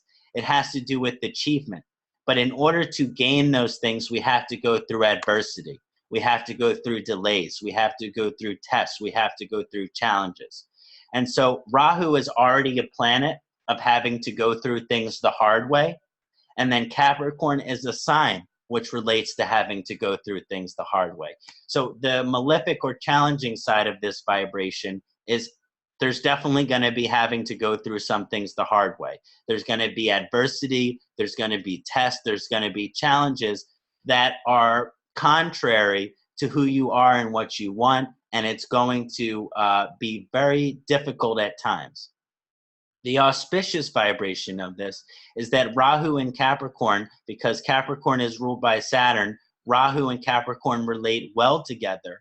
And so they say that Saturn is a planet that delays, but it never denies. And so Rahu, being this incredible desire and thirst for experiences, that it really adds this quality to an individual, which they will not give up.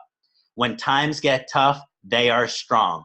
And when they see adversity, those with Rahu and they will get adversity when Rahu is in Capricorn, but it might not be that challenging for them, or it might not be challenging as for them as it would be with someone else with a similar adversity, because that vibration of Rahu and Capricorn, it knows how to handle that adversity.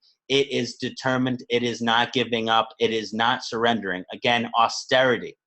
It is very serious, this conjunction, about overcoming adversity. And when you do overcome that adversity, again, profound rewards exist. Rahu in Libra, I believe to also be a favorable position. Again, Libra's ruler Venus is a friend of Rahu. Libra is a sign of balance. And so, again, the challenging aspect of this karma is that you have to go through experiences which take you out of balance. And this could show many experiences in one's life which are not balanced.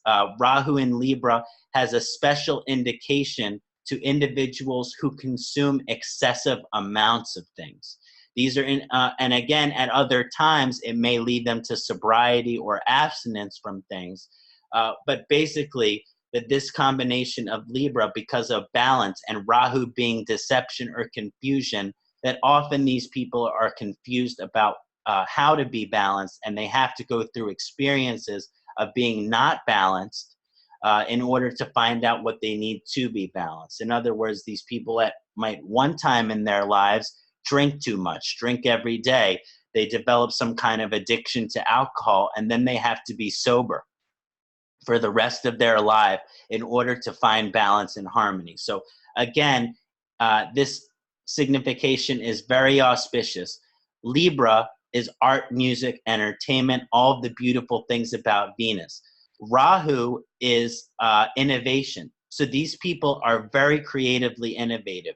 These people are extremely artistic. They have a lot to express and are very gifted in their expressive abilities. These people make for amazing artists, musicians, actors, poets, all sorts of things in art, music, and entertainment. There was recently a great musician here in the United States named Chester Bennington, and he was the lead singer of a band called Linkin Park, very popular in the year 2000 and on. And I loved this band when I was younger. And recently, he had actually committed suicide. About 4 weeks ago, he took his own life. I will talk about him because it really conveys the vibrations of Rahu and Libra. He was a Rahu Libra Lagna. Okay, so these Rahu Libra vibrations were with him his entire lifetime. Now, he was an extremely gifted musician. His voice so beautiful, he could sing like an angel. And oftentimes he did sing with a very beautiful, feminine, angelic voice. Also, because of Rahu, if he wished to, he also can sing like demon. He sings in a dark voice, and he yells, and he screams, and he's throwing his head around and everything. So this is another vibration too, which is that artistic expression because of Rahu having a dark energy, having a shadow energy. But the Libra vibration also showing this great beneficial artistic light vibration. So he often fluctuated in his singing as far as being in a very like light, almost feminine voice, and being in a dark, demonic, masculine voice. So he kind of went in these two realms, and that shows the Rahu and that shows the Libra. As far as the content of the music, it was a lot about life being very challenging, going through many experiences that are challenging, like Rahu, and overcoming those challenges and seeing the beauty in it, seeing the beauty in life, seeing the meaning in life, seeing the value in life.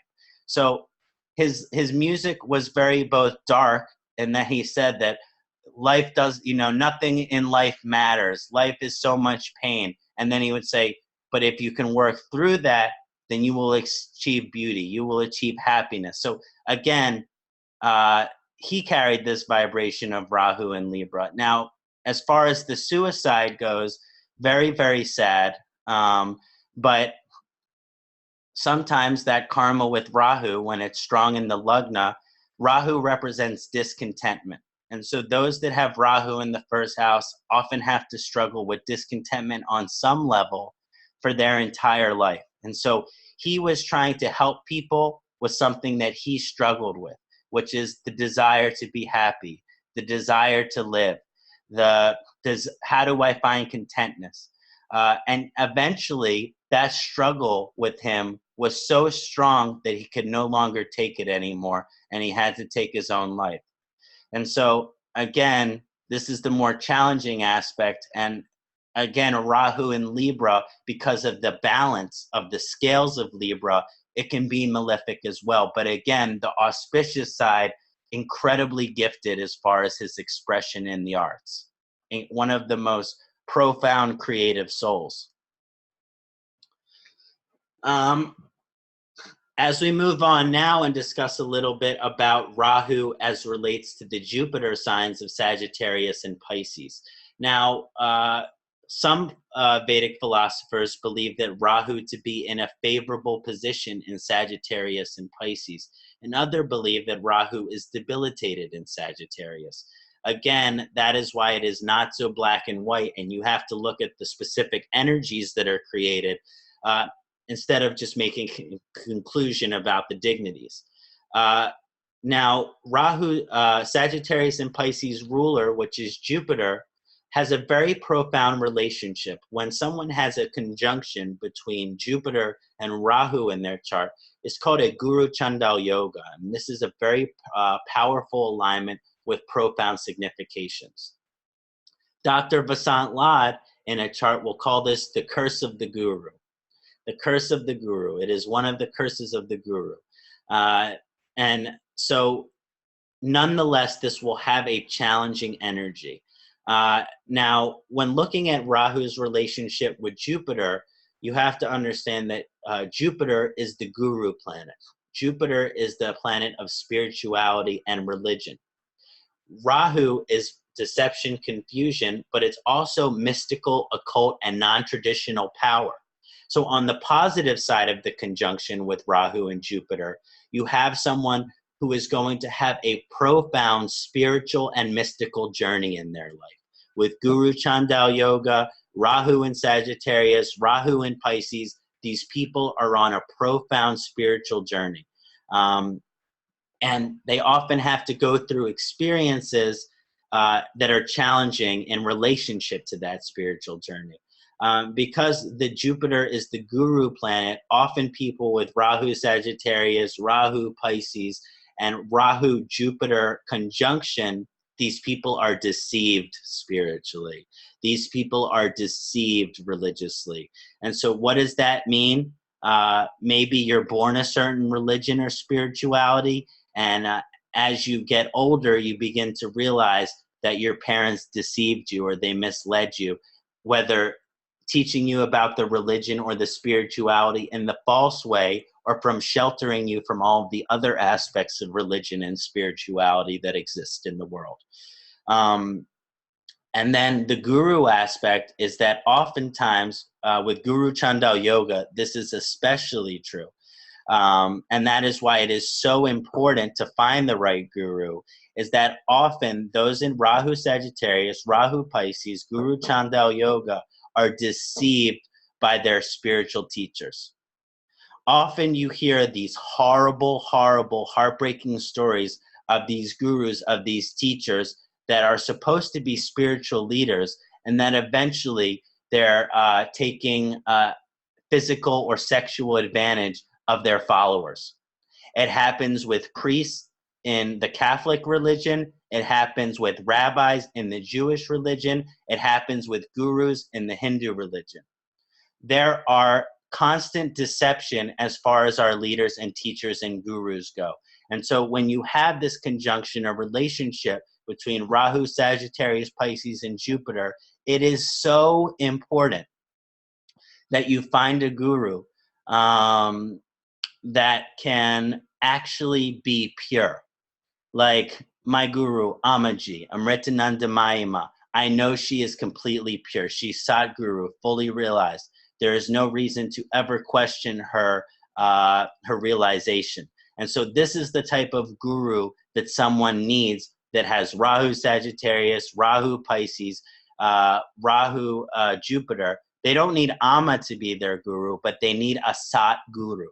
They can't have just a yoga teacher started his own yoga thing. They can't have some guy who's just the guru, on his path to realization.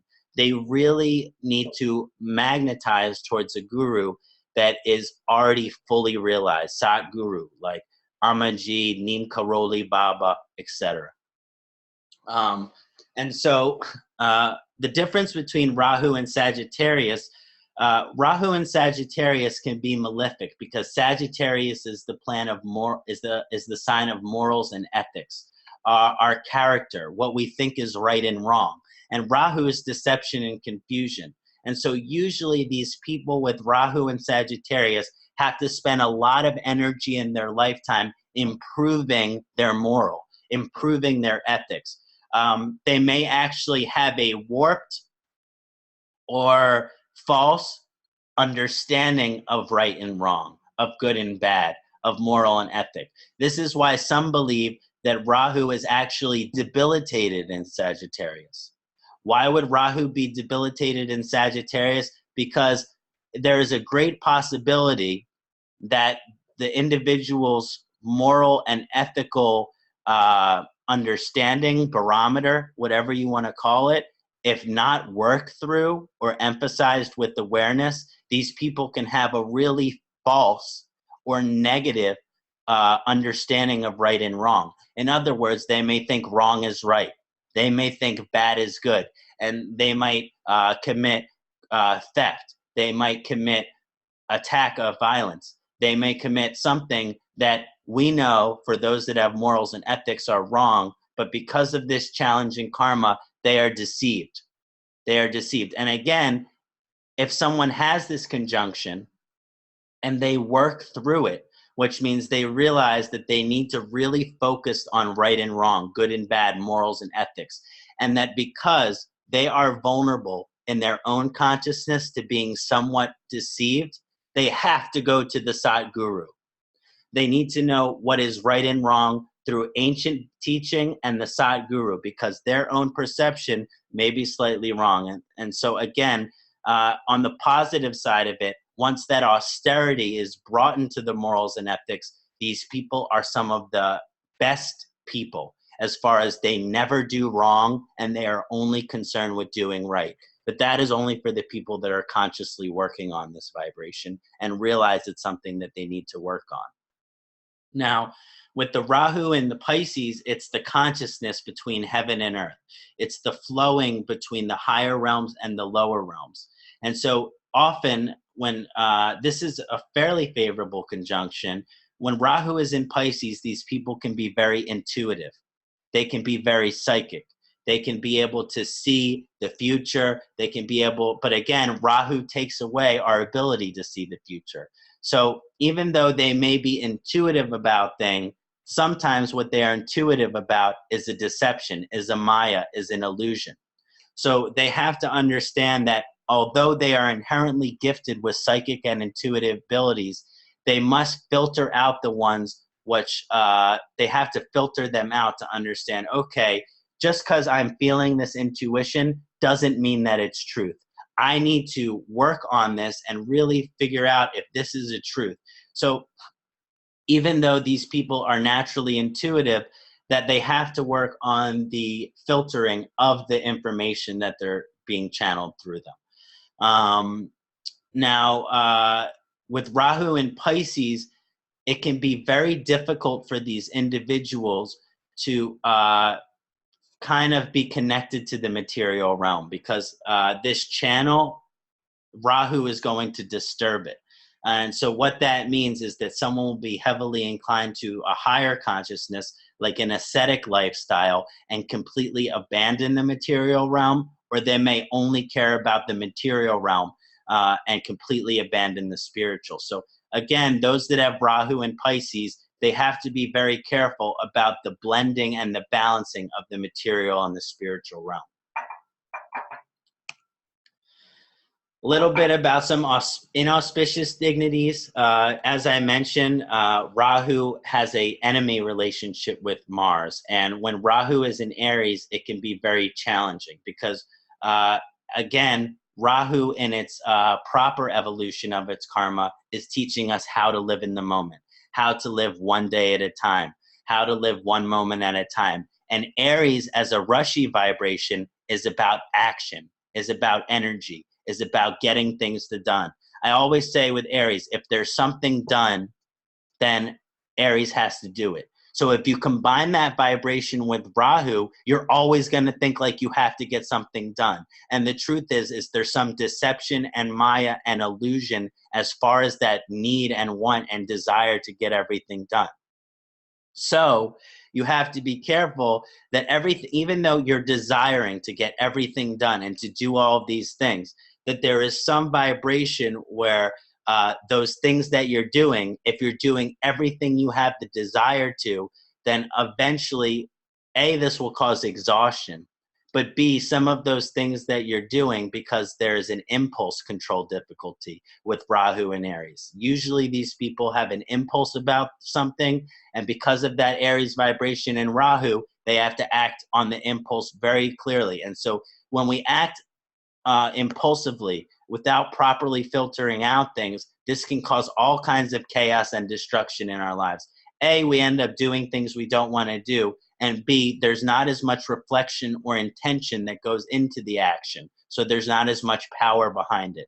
So with that austerity as relates to the Rahu, these people get a great amount of benefit as far as filtering, as I mentioned, filtering what that desire for advancement is. If there's something, if you have the desire to do something, which should be constant because of the Rahu and Aries, there has to be a reflection process. There has to be an introspection process of, okay, is this thing I want to do, is it coming from a place of impulsion?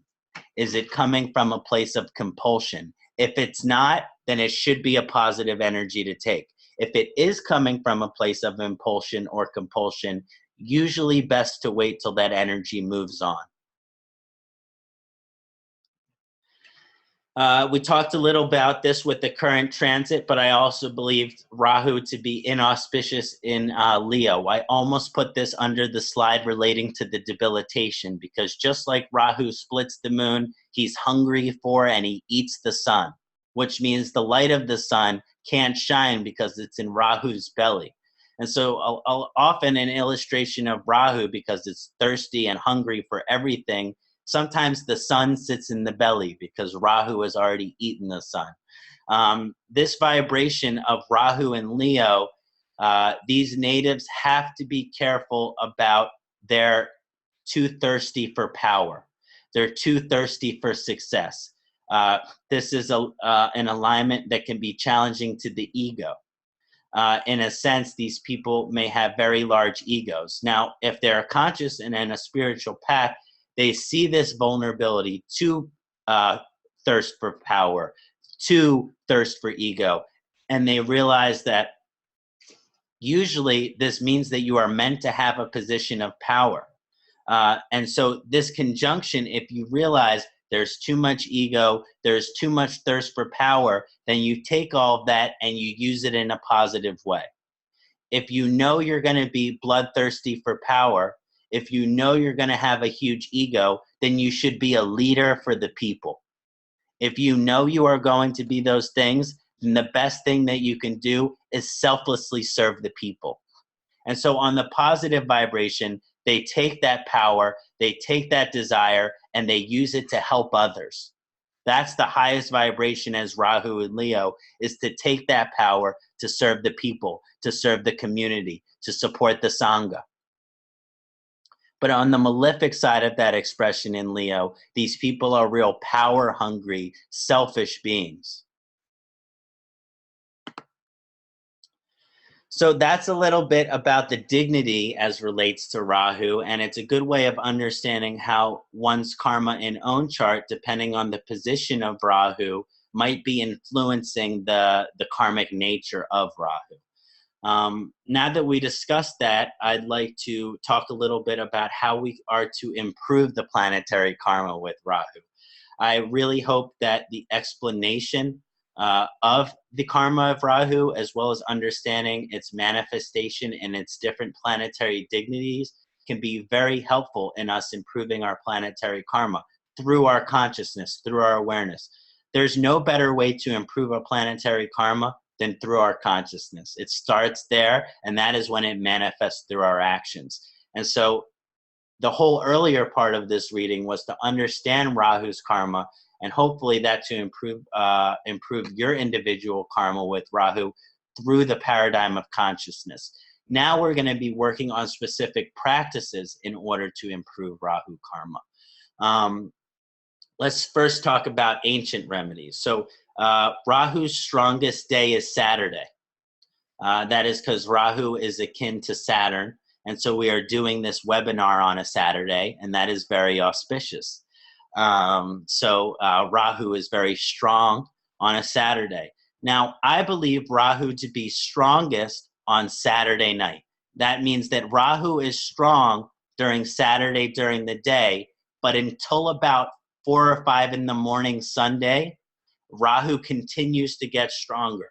Rahu is strongest at 3 in the morning Sunday.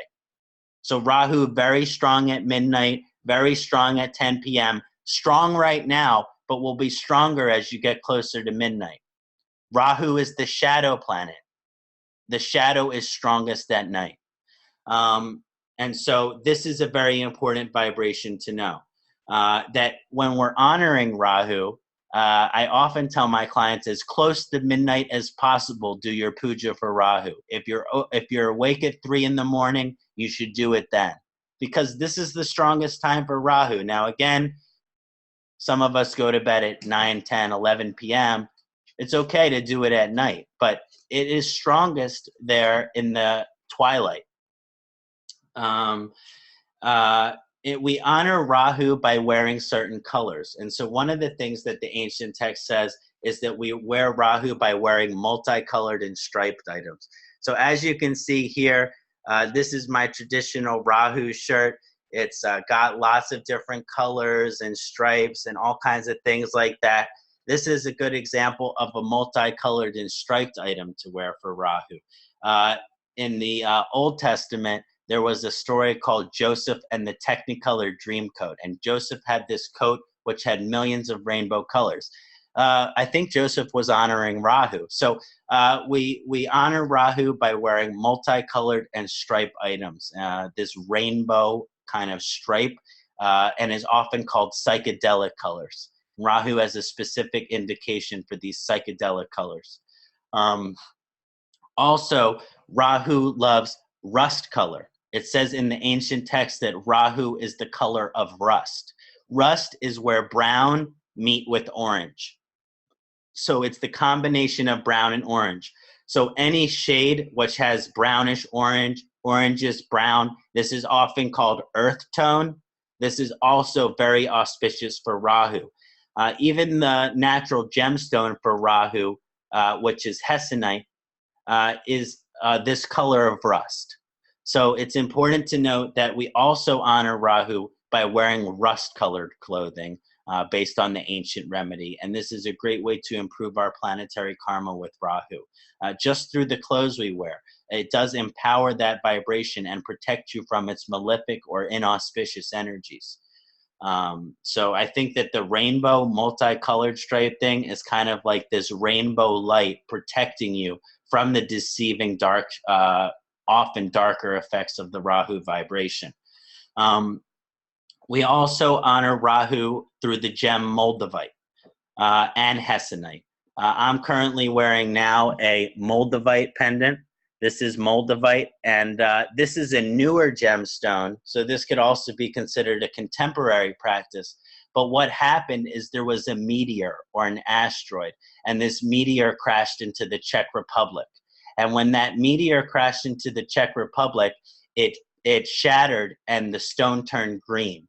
And so that's where the Moldavite come from. And so there, remember, we honor Rahu by foreign and exotic. And so there is nothing more foreign and exotic than something outside of our planet. And so the fact that something come from outside of our planet crash in here, I think, and it's very interesting, because a lot of people ages 18 years old to ages 30 in America, Moldavite is their favorite gem. And I think that is very interesting because usually at that time, you're really figuring out who you are and experiencing who you think you might be. And it's this kind of natural Rahu vibration. So I believe that that meteor came down here to offer us the Moldavite to help improve our karma with Rahu. So I really also emphasize the Moldavite as well as the Hessonite as the two best gem for Rahu. It says in the ancient text when making Rahu gem work that it should be Panchadhatu, which is 5 metals. So it can either be a fusion of 5 different metals or 5 different metals made into a ring. This is usually gold, silver, copper, tin, and zinc. These are the 5 metals that are commonly used in the Panchadhatu. Now, it might be hard to find a metal worker, especially if you're outside of India, that is used to making Panchadhatu settings. So I usually say that when working with Rahu gem work, it is supportive to wrap it in as many metals as possible. Commonly in the West, the metals that are used gold, silver, and copper. So I always recommend when wearing a Rahu gemstone to wrap it in at least gold, silver, and copper. This will be very favorable as far as activating its full energies. So that would be beneficial as well. For Rahu ring, because it is akin to Saturn, it should be worn on the middle finger. I am someone who is of the theory that if it's in an auspicious or favorable position and you want to empower that, you wear it on the dominant hand. If it is more malefic and you want to reduce those malefic expressions, you wear it on the non-dominant hand. And often our karma with Rahu is challenging or malefic. So I very often recommend that Rahu be worn on the middle finger of the non-dominant hand. Now, if someone is in Rahu Mahadasha or they are Rahu Lagna, Rahu is exalted, then you might consider wearing it on your dominant hand. But I have Rahu Lagna. It's very favorable in my chart, and I also have a very challenging experience when I wear it on the dominant hand. So again, I overall encourage it to be worn on the non-dominant hand because of the overall malefic energy of Rahu.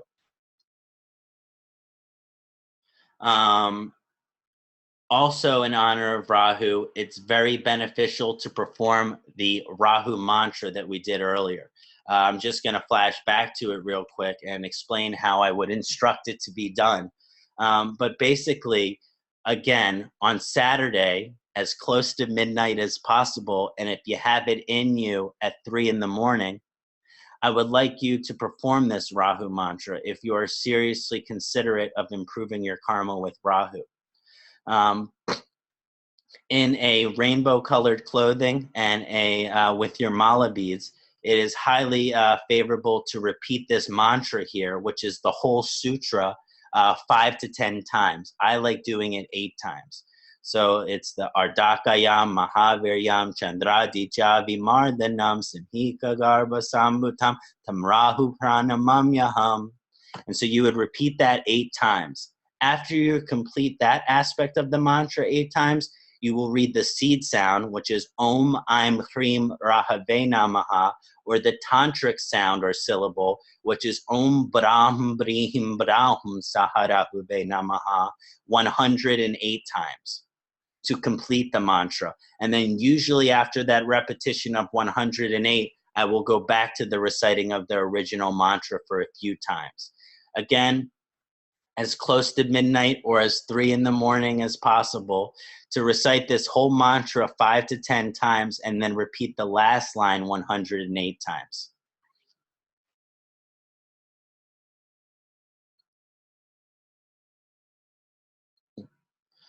Okay, so those are the main ancient remedies that are in every recommendation in order for how to improve our planetary karma with Rahu.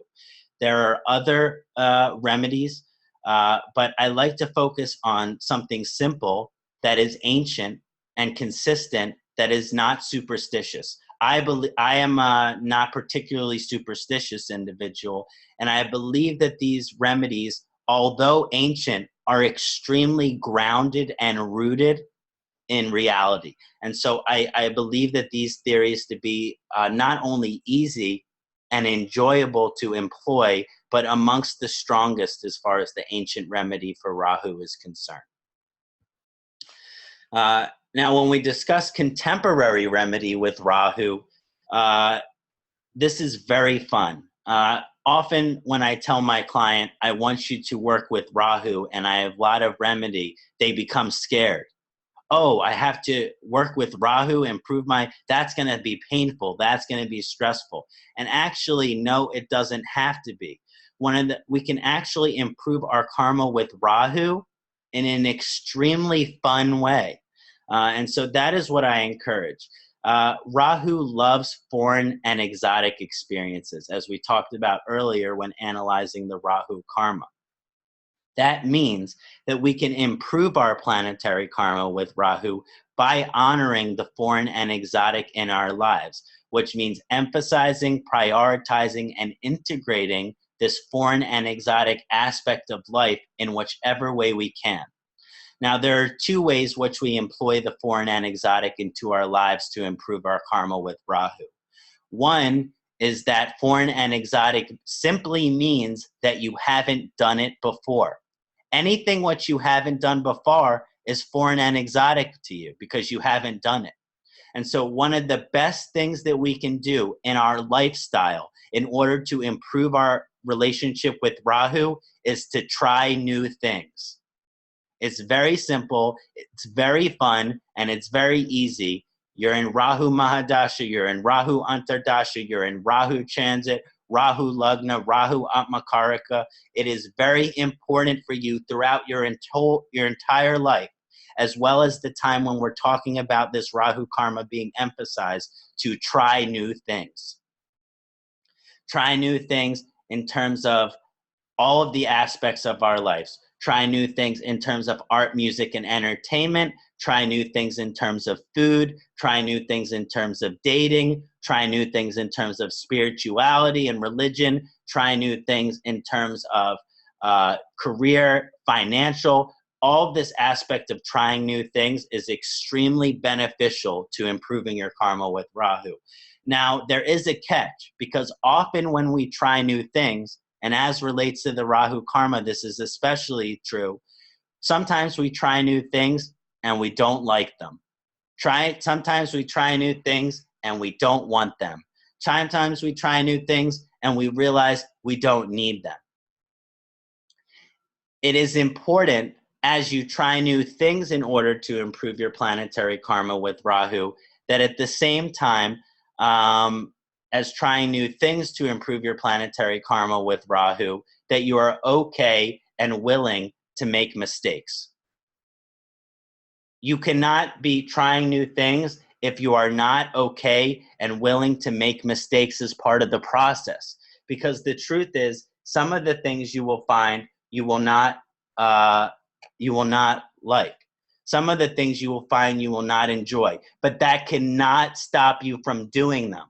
Often our karma with Rahu gets stuck because we don't try new things because we are afraid we are not going to like them. But the truth is you have no idea unless you try. So it is very important in honor of improving your karma with Rahu that you try new things, but that you understand that it is okay if you make a mistake. I joke around with some of my clients that are not vegetarian. I say, go to a restaurant and order frog. You probably will not like it, but it is important that you try it. It is not about whether you like it or not. All that matters is that you try it. Some people will try it and they will love the taste of the frog, and other people it will make them sick. But nonetheless, in honor of Rahu, how to improve the karma, it doesn't matter whether we like the frog or not. All that matters is we try it. And again, this is only recommended for non-vegetarians, but it's just an example. Let's say you've never been to an electronic music concert in your entire life. Well, it is highly beneficial then to improve your planetary karma with Rahu to go to an electronic music concert. Maybe when you hear it on the radio, you think to yourself, oh, this is giving me a headache. I don't know how people listen to this music. It is so painful. But until you go to the concert and experience it for yourself, then you really do not know if you will enjoy it or not. So again, no matter what the aversion is, no matter what the hesitation is, it's so important that you try new things. This is one of the main ways we could improve our karma with Rahu. Also, foreign and exotic relates to things which are foreign or exotic or non-traditional in our lives, which again means anything that we're interested in, which was not initially shown to us early in our life, that these things which we are already, let's say, interested in or aligned to or curious about or have an affinity for, these aspects of life which are non-traditional and mystical, which we already have an affinity for, in honor of Rahu, we prioritize and emphasize these things in our life. For example, I've always loved chanting. I learned some Sanskrit when I was 8 or 9 years old and was chanting mantra by teenager year. And I always loved chanting mantra, Bhakti Path of Yoga. This is always the path that resonates most for me. Now, because of Rahu, whenever I want to improve my relationship with Rahu or honor Rahu or experience some positive karma in relationship with Rahu, it's helpful for me to chant. I've been chanting for very long. It was shown to me when I was fairly young, but it is definitely mystical and it is definitely non-traditional, as I was born in a Jewish family. It is definitely non-traditional, and so in honor of Rahu, I will constantly chant to improve my planetary karma. So it might be Ayurveda for a client, for a native. It might be Jyotish for a native. It might be Tantra. It might be Agora. It might be yoga. Whatever are these mystical aspects of your life where you are interested in, we highly improve our planetary karma with Rahu by continuing to devote our energy to these things. And then beyond that, these are some of the best ways to improve our planetary karma with Rahu, is to incorporate these new things. Other examples of art, music, of how to honor Rahu in terms of trying new things. There's food. So Saturday night, nothing better to do. Let's say you live in India, go out for Italian food. Let's say you live in Italy, go out for India food. Let's say you live in America, go out for Chinese food. This is just a fun, silly example of, okay, our palate isn't normally used to this. This food contains a foreign and exotic vibration. So nothing better to do on a Saturday night, go out to a foreign restaurant. Go out to an exotic restaurant. Try this kind of cuisine, which your palate is not used to. This is highly a great way and a fun way to enjoy honoring Rahu. Rahu also loves art, music, and entertainment. So it's important to try new things there. Go and see new artists. Go and see new exhibits you haven't before. Listen to new types of music that you haven't seen before. If you like country music, listen to rap. If you like rap, listen to rock and roll. If you like rock and roll, listen to blues. If you like blues, listen to electronic. This is just an example. This is what you listen to. Honor Rahu by listening to something else. So this is very beneficial. Also, movies, films. Rahu has a particular affinity for films that are scary, or what we call horror movie. And so one of the way that we improve our planetary karma with Rahu is watching horror movie. And actually, you can see your relationship with Rahu based on how scared you get from horror movie. Because the truth is about Rahu is it makes us fear and worry about these things which we have no control over, which doesn't matter. And when we are scared about a scary movie, we are scared about a box with wires in it. There's nothing real about a scary movie. It is just a television or projector screen, and we are still scared of it. Oh my God, it's so scary. We are to worry about something which is not A, not real, and B, which we have no control over. So sometimes we can work on Rahu just by watching scary movie and trying not to be scared. So this is just a fun other way to work with Rahu. Now, this is a very controversial area of how to improve our planetary karma with Rahu, but Rahu loves mind-altering experiences.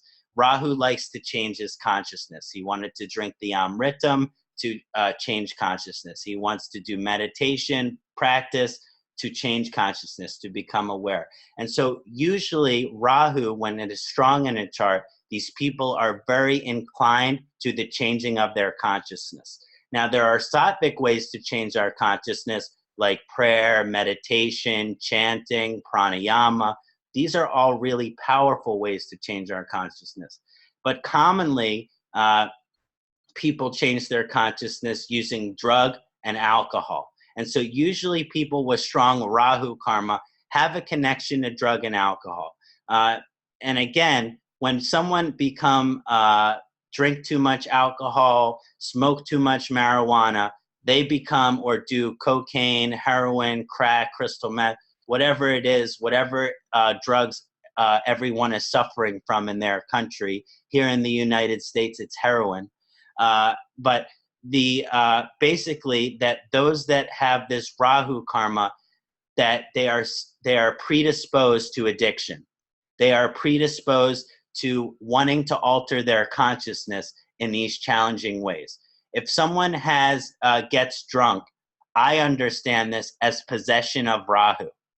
If someone drink too much bhanga, this is also possession of Rahu. That it's very easy for us when using mind-altering substances to become possessed by them, and then you let the demon Rahu in. And so whenever you become addicted to any substance, doesn't matter, tobacco, alcohol, marijuana, cocaine, whenever you become addicted to any substance, you are becoming possessed by the dark nature of Rahu. So it is important. Well, first of all, if karma with Rahu is very strong, it is overall beneficial to be sober and to only use these more spiritual practices in order to change your consciousness to a higher place. But if these individuals are going to work on improving their karma with Rahu using substances, it is extremely important that they do it in a moderate way with incredible spiritual intention. A good example of this is the sadhus of India that fall under the Shaivite aspect of consciousness. And these people use cannabis or marijuana, bhanga, to empower their connection to Shiva, to empower their connection to God. And so their intention every time they use the ganja, Bom Shanka, Bom Shanka, Bom Shanka, then they light it up and they go into bliss with Shiva and everything, because there is so much spiritual intention that is going towards this mind-altering act. Now, again, this is an example of how we can use our intention. Those that have Rahu karma, if you're altering your perception without intention, it will usually lead to addiction, which is a slavery. But if we can have intention, if we can find moderation, then sometimes we can actually use a dravya, an external substance out of ourselves, to improve our spiritual growth. This is hard, and this is rare, and this is very challenging, and that is why it is easier to be completely sober from all of mind-altering substances in order to improve your karma with Rahu. But if you are going to use substances, it's incredibly important that you use them in moderation with only the intuition for ritual or spiritual awareness or spiritual growth. So if you are going to use alcohol, it's important that you do not get drunk, but you limit yourself to 1 or 2 drinks. Maybe this is, you can understand as shaking hand with Rahu. You can see Rahu, you can understand the vibration of Rahu, but you do not necessarily become possessed by it. This shows that maybe you have a okay relationship with this aspect of Rahu. If you can take 1 puff of marijuana and then go into a 3-4 hour sadhana or practice in which you are chanting devotionally, that is also a powerful use of this thing in a spiritual way. But if you smoke an entire chillum or joint of marijuana and then go watch television, this is completely not spiritual. There is nothing positive about this, and you are only making your karma with Rahu worse. So again, just to summarize this karma, because often people with strong Rahu karma do like altering their consciousness. It is best if you are completely sober and you are using pranayama, meditation, and chanting to enlighten your consciousness. But if you are going to use substances, it is important that A, those substances are spiritual and have a history of being used spiritually, B, that you consume them in moderation, and C, that you consume them with the intention for spiritual awareness.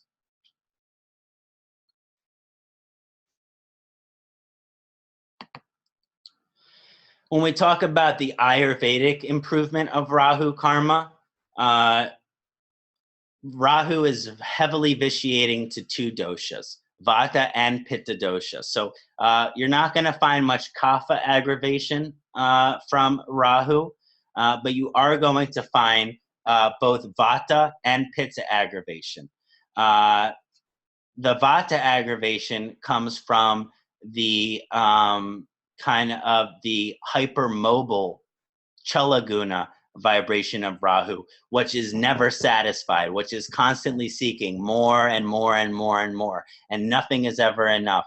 This constant movement, this constant action, this constant seeking, it creates worry, it creates anxiety, it creates nervousness.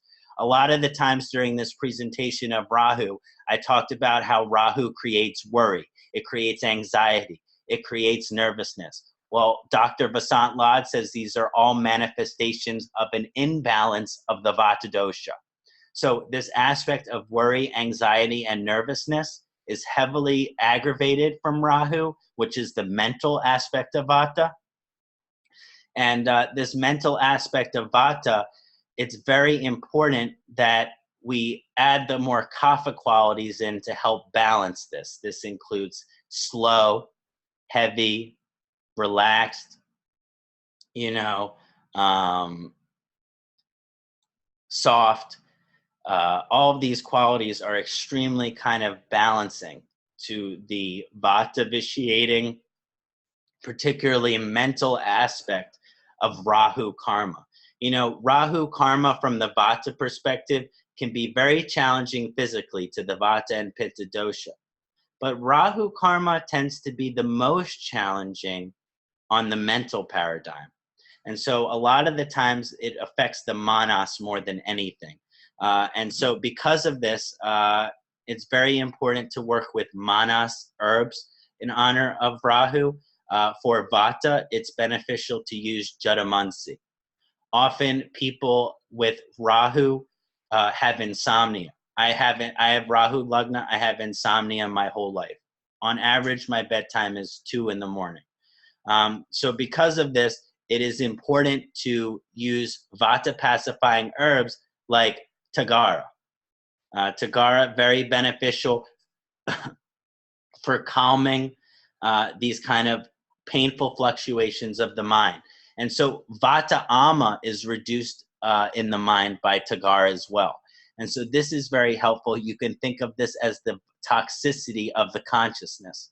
And so certain herbs to balance this aspect of the mind, again, Jatamansi, Tagara in the evening, Kapikachu is going to be really good, also known as Atmagupta, Brahmi.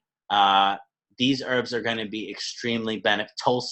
Tulsi is an amazing herb for Rahu because it works on such a spiritual level with its prabhav.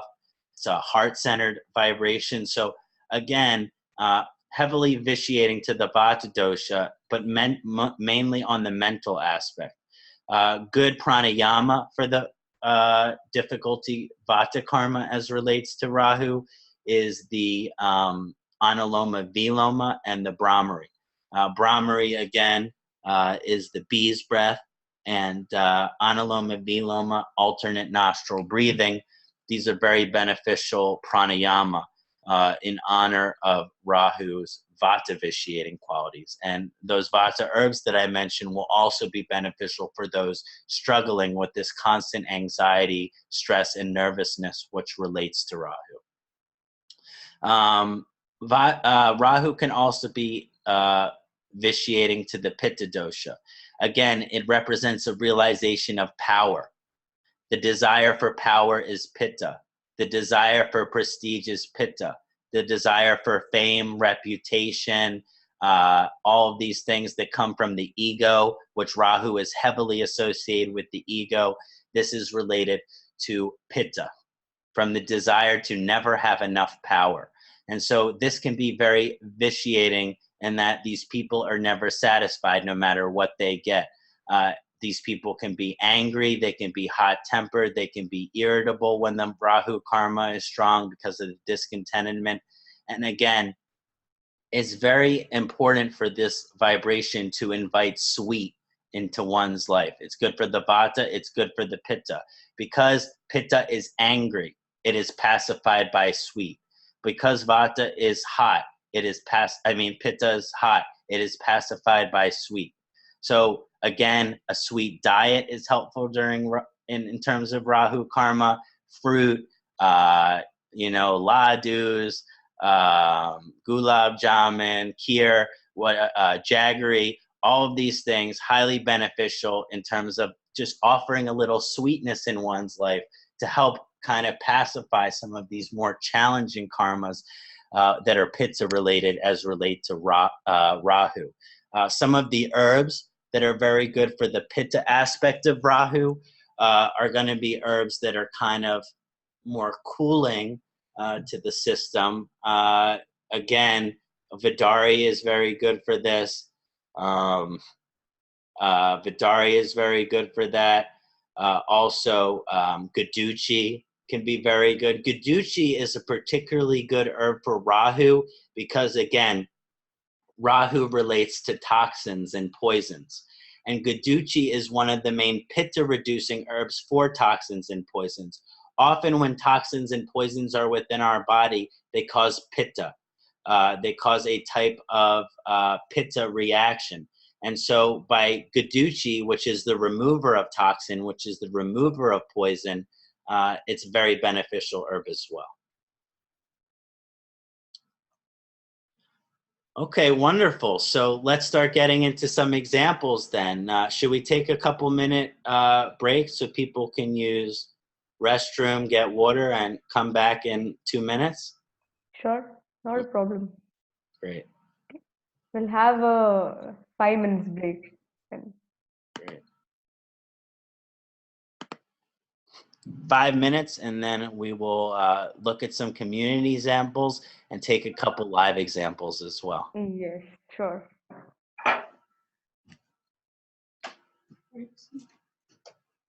Okay, so everybody, you can have water and then come back within 5 minutes.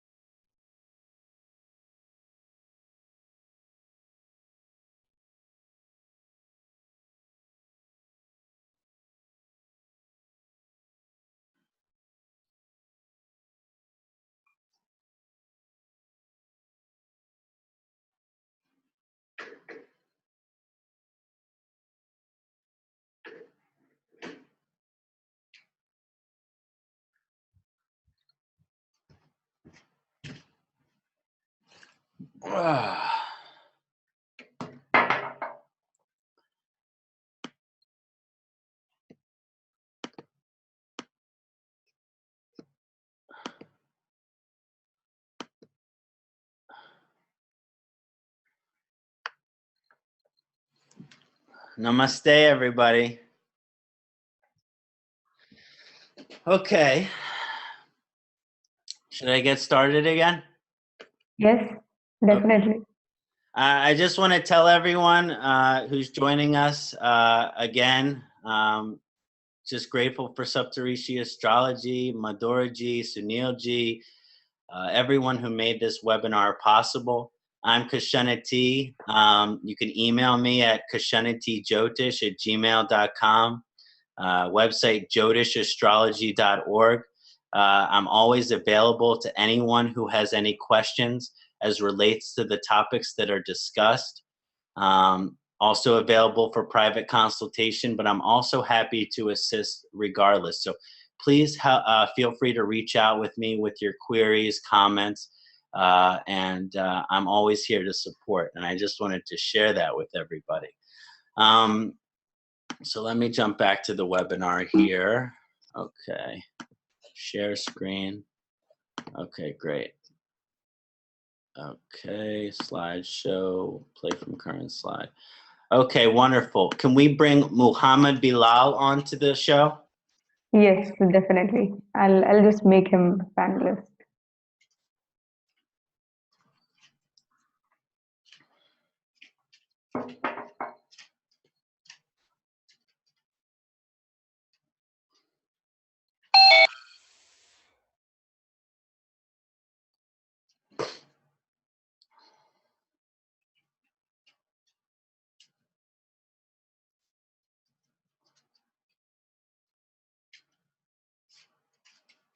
Can you hear us? Muhammad? We can't see you actually. Hi, Muhammad. I think your audio is muted. Yes, You yes. might have to hit enable audio or unmute or something like this. Yes, I have unmuted him. Okay, Muhammad, can you say something now? Hello? Okay, he's typing us. Can I chat? Can I chat? Yes, if your audio doesn't work, we can definitely use the chat. So your question was that you're a Cancer ascendant, Cancer Lagna, as we can see here, and we'll go back to your chart. And your Rahu is in Sagittarius Rashi in the sixth chart, in the sixth house. And your Moon and Saturn conjunction in Capricorn in seventh house. You also wanted to add that your Rahu is aspected by Jupiter. Yes, there is an aspect of Jupiter. And Mars from your third house. Okay, so there's two aspects on the Rahu well. And you're looking to understand some of your karma as relates to Rahu, as well as your current transit of Rahu on your, it looks like sixth house. So when Rahu is currently Saturn is currently retrograde in Scorpio, but eventually Saturn will make its way into your sixth house when it goes back into Sagittarius. To talk a little bit about your karma with Rahu and then maybe what the transit might look like, when Rahu is in the sixth house, it's actually considered a somewhat favorable position for Rahu. Rahu as a favorable position in the sixth house, the eighth house, and the 12th house. These are Drakana houses. These are considered often malefic houses. Rahu being a malefic planet, when it's in a malefic house, it kind of has a natural vibration there. So again, your Rahu in an overall favorable position. Now, there are a lot of karmas I see that when Rahu is in the sixth house. In Sagittarius, we talked about how this is influencing your morals and your ethics, your alignment to your higher self and your spiritual evolution. And so that could be some of the metaphysical energies that are being presented. But because Rahu is in the sixth house is an Artha house. And this relates to your prosperity and your success as well as your financial security. There are two vibrations in the chart. The sixth house is supportive for your service and the work that you're doing. And the work that we find in the sixth house is often not the work that relates to our career or life purpose. In other words, sometimes we have lots of work to do in our lives. And sometimes the work which we have to do is not necessarily that which resonates with our career or life purpose vibrations. For example, I've always wanted to be a Jyotish, but I was a cafe manager. I was an events coordinator. Before I became full-time astrologer, I had all kinds of different jobs. This is an example of certain jobs which I had to do that don't necessarily resonate as my life purpose or dharmic vibration. And so when Rahu is in the sixth house, there is a process of finding out what our career or life purpose vibration really is. And in that process, sometimes we have to do work, sometimes we have to have jobs, sometimes we have to do service, which doesn't necessarily resonate. So your overall karma in your sixth house with Rahu, you may go through certain experiences in your life, particularly in the work that you have to do or the services that you're being offered, and they're not necessarily who you are or your life purpose in the deepest sense. Maybe you have to work a second job in order to support what is your real passion. And that sometimes there's this experience of having to go through these alternative jobs, go through this work to help fine tune what really is your life purpose vibration. And so again, having to work different jobs, having to go through many things, this can be part of what is helping build Artha, your prosperity and your success and your financial security throughout your lifetime. So this is a very, very powerful vibration. Also, the sixth house is one of the main upashaya self-improvement houses. Because of this self-improvement vibration, these experiences that you go through as relates to Rahu, maybe as relates to the work and the services that you provide, they are helping to improve who you are. So it might be helping you with discipline. It might be helping you with determination. It might be helping you with selflessness, because this is a service house. And so Rahu sometimes makes us be selfless or do service that we don't necessarily feel inclined to. But once we do it, we feel so great from it that we continue to do it. This is just an example. And that's one of the manifestations of that. The second vibration that I always mention with the Rahu in the sixth house is that the sixth house is often called the house of enemies. And because the sixth house is the house of enemies, then Rahu in the sixth house, because Rahu is deception, Rahu is confusion, Rahu is the dark side of the moon, the shadow that the moon creates. And when you combine this with the house of enemies, what does it do? It creates a karma that creates confusion as to who your enemies are. This confusion that's created often manifests as the people who you think are your friends may really be your enemy. And at times in your life, who you thought your friend might show up as someone who's really not a friend. But it also shows someone who you might call an enemy, someone who you might think of your enemy is really your friend, because there's confusion as to the enemy. So when you're looking at this vibration, it kind of shows that there needs to be a lot of energy thinking about, okay, is this person in my life truly a friend or truly an enemy? And the sixth house is a house of coworkers. And so Rahu in the sixth house can often show difficulties with coworkers as well. In a sense, this coworker might feel like an enemy, and that makes work a very stressful environment. But basically, what is an enemy, or what is an enemy from a Jyotish perspective? And I believe an enemy is truly anyone who does not have your best interest at heart. So all someone has to do to be an enemy is to not really care about your well-being.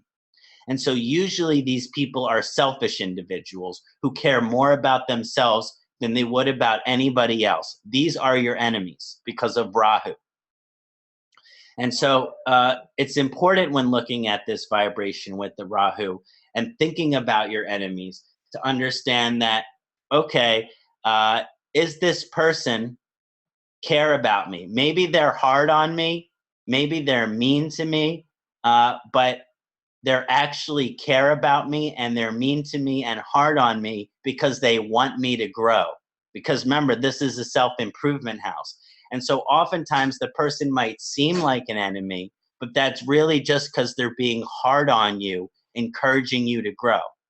Now, you might think someone is your friend because you can, not you specifically, but this is an example of Rahu in the 6th house.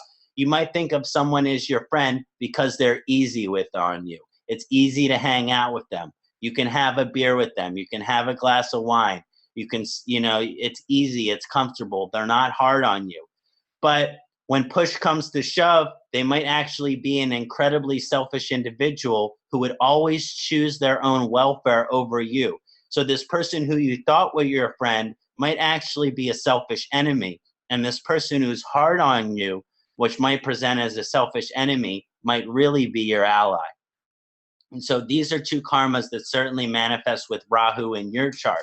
And so to improve your planetary karma, one is to continue to experience all of the work that you have as you fine-tune exactly what your life purpose is. And then the second vibration is to really establish whether the people in your life are selflessly in support of you, which makes them your friend, or secretly have ulterior motives or are selfish in their consciousness, which means they are truly your enemies. And so when Saturn will aspect this house in the upcoming transit of Saturn in Sagittarius, it will heavily influence bringing certain people into your life, which may or may not be friends or enemies. And it also, because Saturn is a delay, Saturn is a challenge, and this is a work. So I call the 6th house of paying your dues. And so Saturn aspecting that house with Rahu is really going to emphasize this aspect of paying your dues, which means things in your job might be moving slowly because of Kṣaṇāti. And this vibration of them moving slowly may cause it to seem like there is not as much excitement or growth in your career as you would like. Nonetheless, by the end of the Saturn transit, there will be greater growth than you can imagine. But I imagine because of Rahu that there will still be worry and anxiety in that area as well. How did you get all that, Muhammad? Okay, wonderful. And was that helpful for you? Yes, of course, brother. Yes, happy to assist. Happy I could help. Thank you. Om Namah Shivaya. Okay, Harsh Sahani. Okay, we don't need to bring, oh, wonderful, Muhammad. That's so great. Harsh Sahani, we don't need to bring in because it's a question that I'm just going to touch on. And if Harsh is here, know that I'm answering your question. But because we're not using your chart for this question, I'm not going to pull you in. So you asked, while using true Rahu position over all these years, I have seen that in transit, Rahu's movement as per mean Rahu makes a big impact. Also, Rahu Ketu's Nakshatra and Navamsha positions changes in natal horoscope. Depending on what degree you use, mean, true, hoping you could throw some light on these 2 points. So there is no right or wrong answer. Each astrologer will use mean Rahu or true Rahu. Because of this example of the mean Rahu versus the true Rahu kind of being relevant to each astrologer or Jyotisha's preference, I just want to say that there's no right or wrong answer. Now, the difference is it has a lot more to do with astronomy than it does with astrology. When you look at the true versus the mean position of Rahu, the true position of Rahu fluctuates because the nodes themselves are said to shake or they're said to veer. And so the true position of Rahu takes into account these shakes and these subtle movements of Rahu.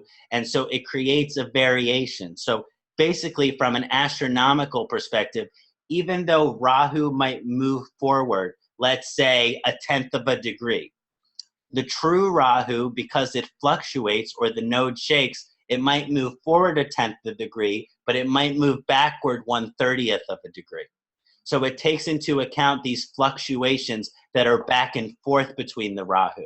Because as a node sets, and this is astronomy, I'm an astrologer, not an astronomer, but I study astronomy. I always go to the planetarium and learn whatever I can. That this aspect, it takes into account these fluctuations, which are the back and forth of the traveling of the nodes. The mean node is a much simpler way of interpreting things. It is a constant. Advancement forward, and it is a constant advancement forward at the same rate. It doesn't take into account the fluctuations. It takes only into account a consistent rate in which Rahu and Ketu travel. And so I personally, and a lot of the astrologers I know, that they use the mean Rahu. Why? Because most astrologers use the mean Rahu that I know of, and also that the mean Rahu is simpler and easier to understand in terms of it's not a back and forth, but it's this consistent movement. And because Rahu is permanently retrograde, I do believe it is constantly moving backwards. And even though it fluctuates, I believe those fluctuations to be so subtle that they shouldn't be used in the mathematical equation. Although I am not one to say if you use true Rahu, there's anything wrong with that. I just believe that the mean is a simpler way of understanding things. And whenever possible, I believe in creating simplicity versus an overcomplication. But again, in the end, it only varies about 1 degree. And with Rahu and Ketu, that's significant. But again, it's really a matter of preference for each astrologer. But I use mean. Okay, can we bring Sukadeva in? Sukadeva, Sure. Sukadeva Victor, I think. Yes. We have Sukhadev Goswami Das. So I think that's it is, yeah, that is one. Oops. Okay. Okay, so okay, let's bring Sukadeva in. Yes.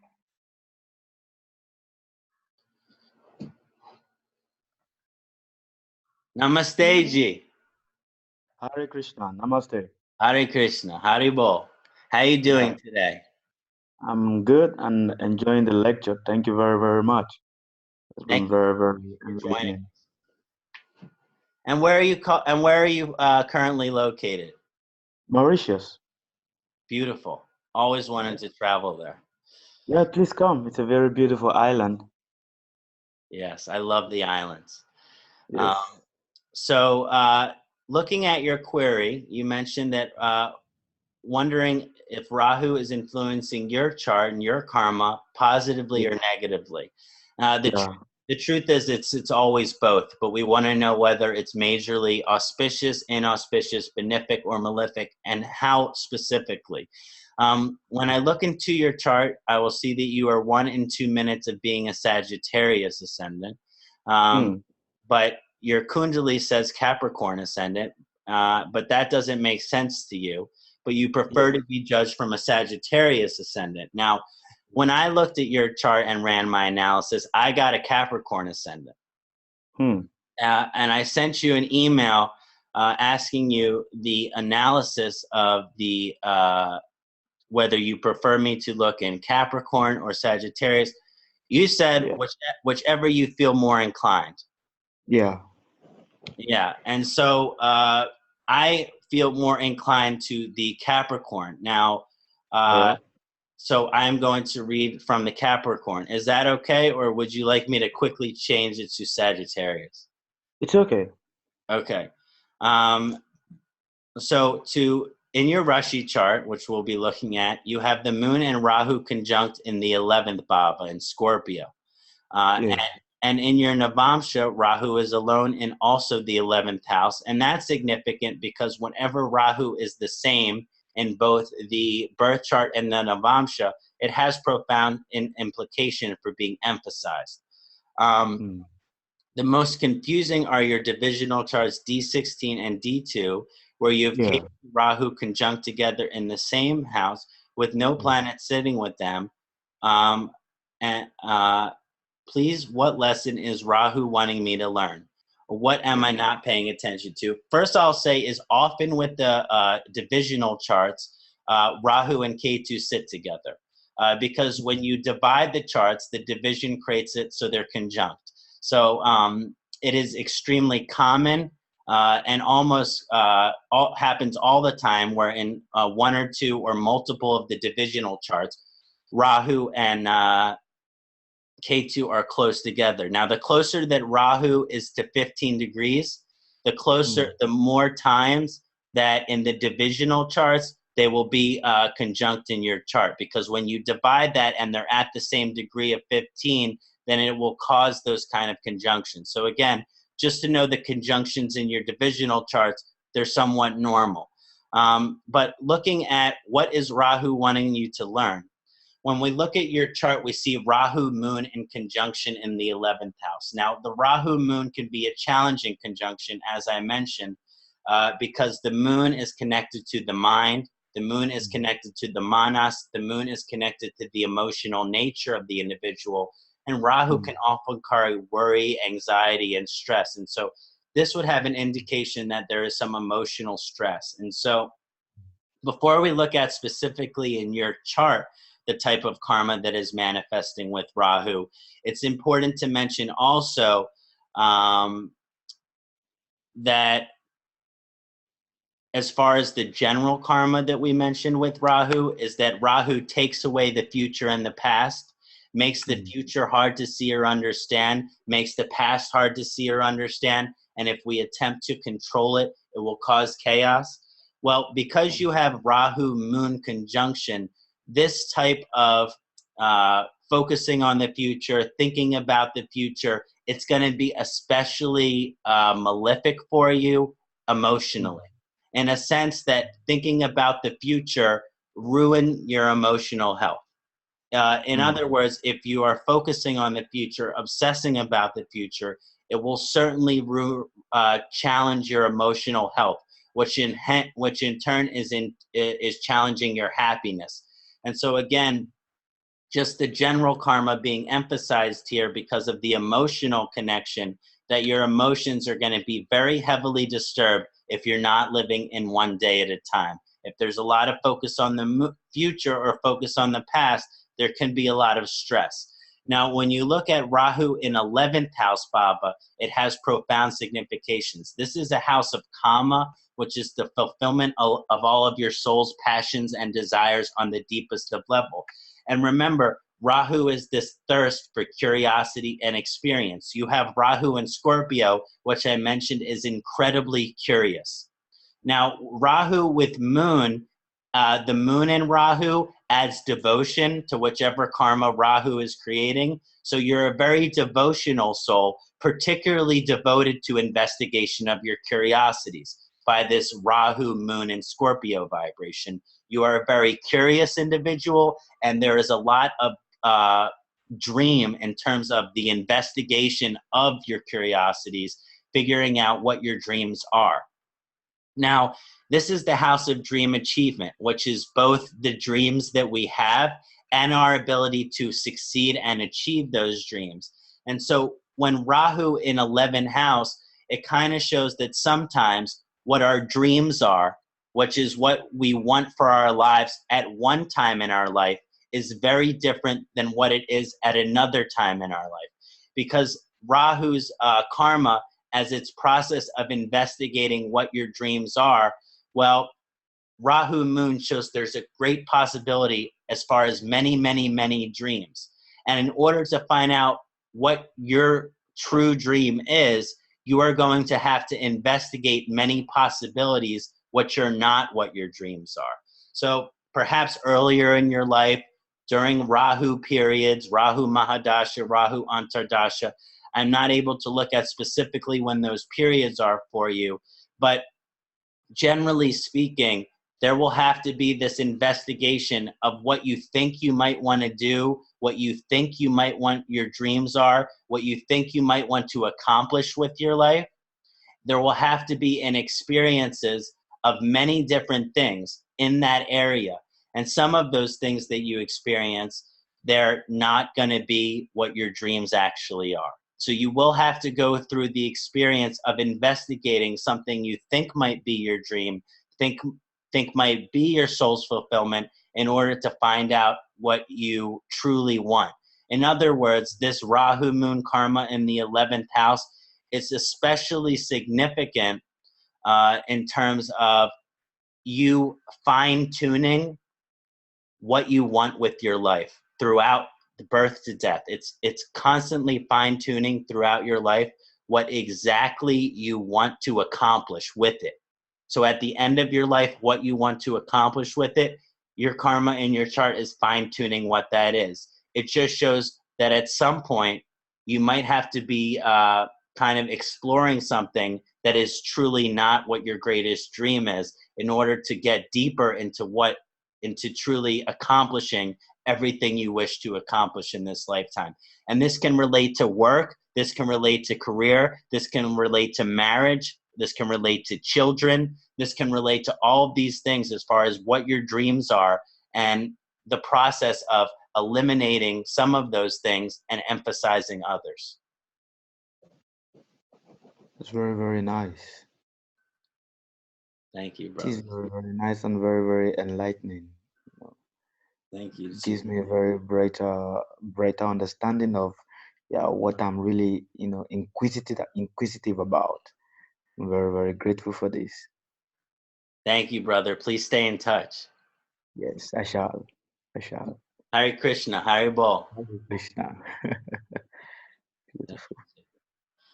Okay, Madhuraji, can we bring a Dr. Ren? Yes, sure. Okay.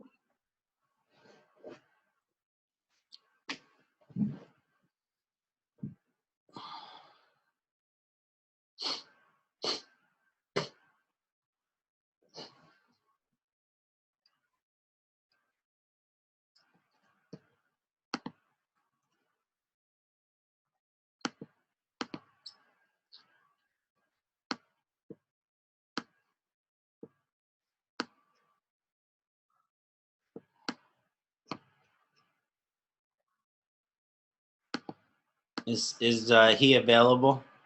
Yes, available. Actually, he is connected from two devices, so I am trying, but I can't make him panelist. I don't know. He emailed me that he was having technical difficulties. Yes. Dr. Ren, if you're here, can you please type into the chat? Just say hello under chat. Now, I will look into your query whether you're here or not, but if possible, I would like to discuss with you. But as we discussed, I know you're having technical difficulties, so I want you to be able to look back on this webinar and get some answers to your questions, regardless of your availability here today. But Madhuraji, do you think I should just proceed? Yes, because I'm not able to make him the panelist. Okay, Dr. Ren, I will answer your question here. You asked, how can you improve your planetary karma with Rahu if possible required? Will I have the mind to do my research that I enjoy doing? Currently, I am not putting any effort into it. Will I ever be married to the right person for me?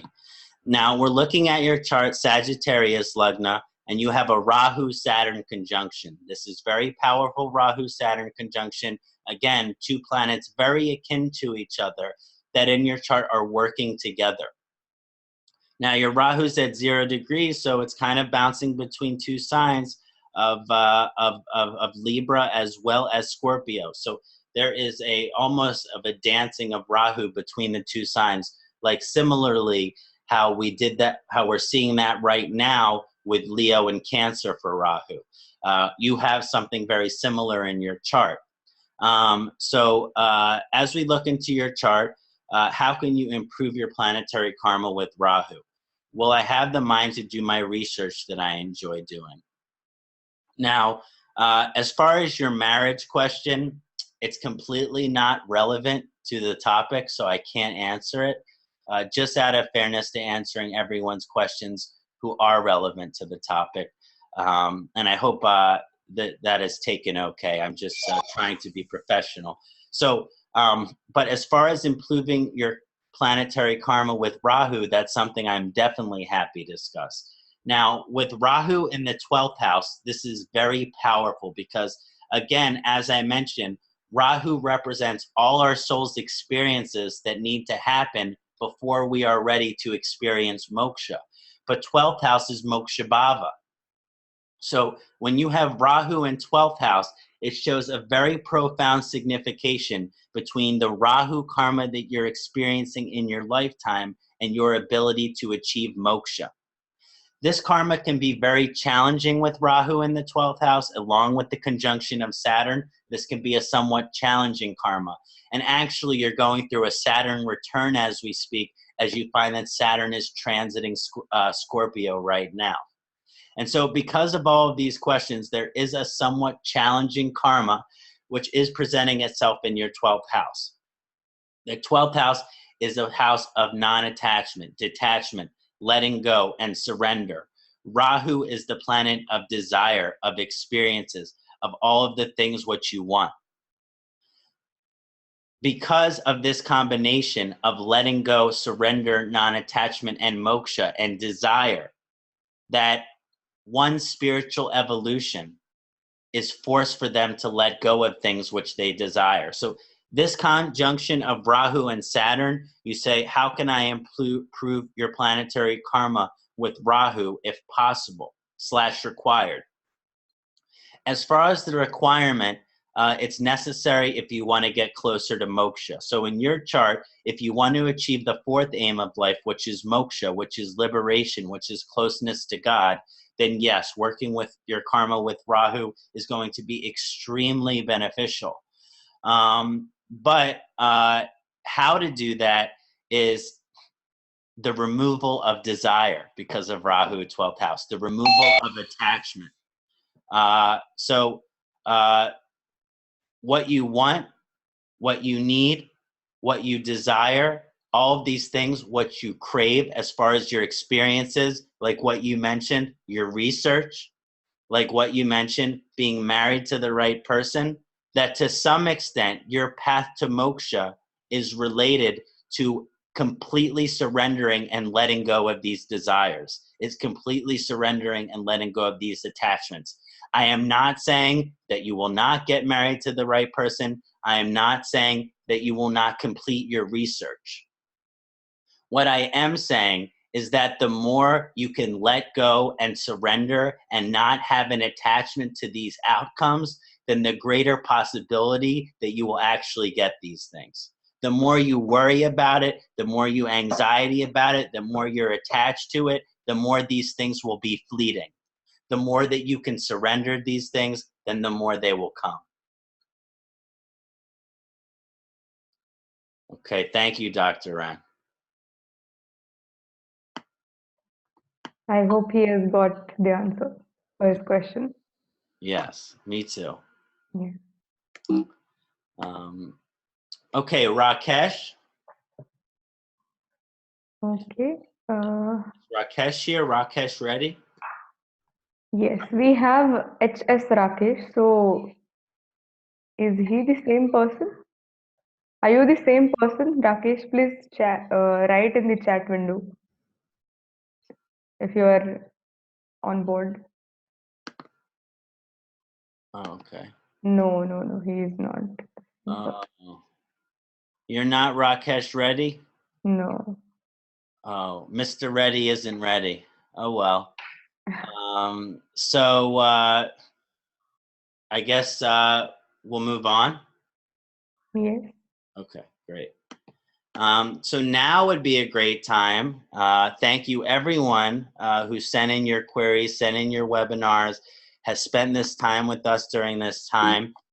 Now I would like to take 2 to 3 questions. Please put them in the question and answer portion of the webinar, and I will do my best to look at them. I will look at these questions that we have now. First by Tayam Gandlu Ramarao Nagesh asked, hi, I have Rahu in 2nd house in Taurus. Aries Lagna, exalted? Yes. Is he responsible for my divorce being in a house related to family issues? So again, Rahu exalted. This could be beneficial for you materially. This could be beneficial financially. Taurus is ruled by Venus, which is connected to love, particularly the romantic type of love. The 2nd house is a house of family issues, particularly the big picture family. Those that have an exalted Rahu, again, which is this Taurus vibration, which is related to Venus, that Rahu shows us who we are by experiencing who we're not. And if you want to bring that vibration into love and romance, sometimes we have to experience of a relationship, which we think, which was what we wanted, which is what we think with the person we want to be with. And in that experience, we find out, sadly, that this is not the person that we want to be with.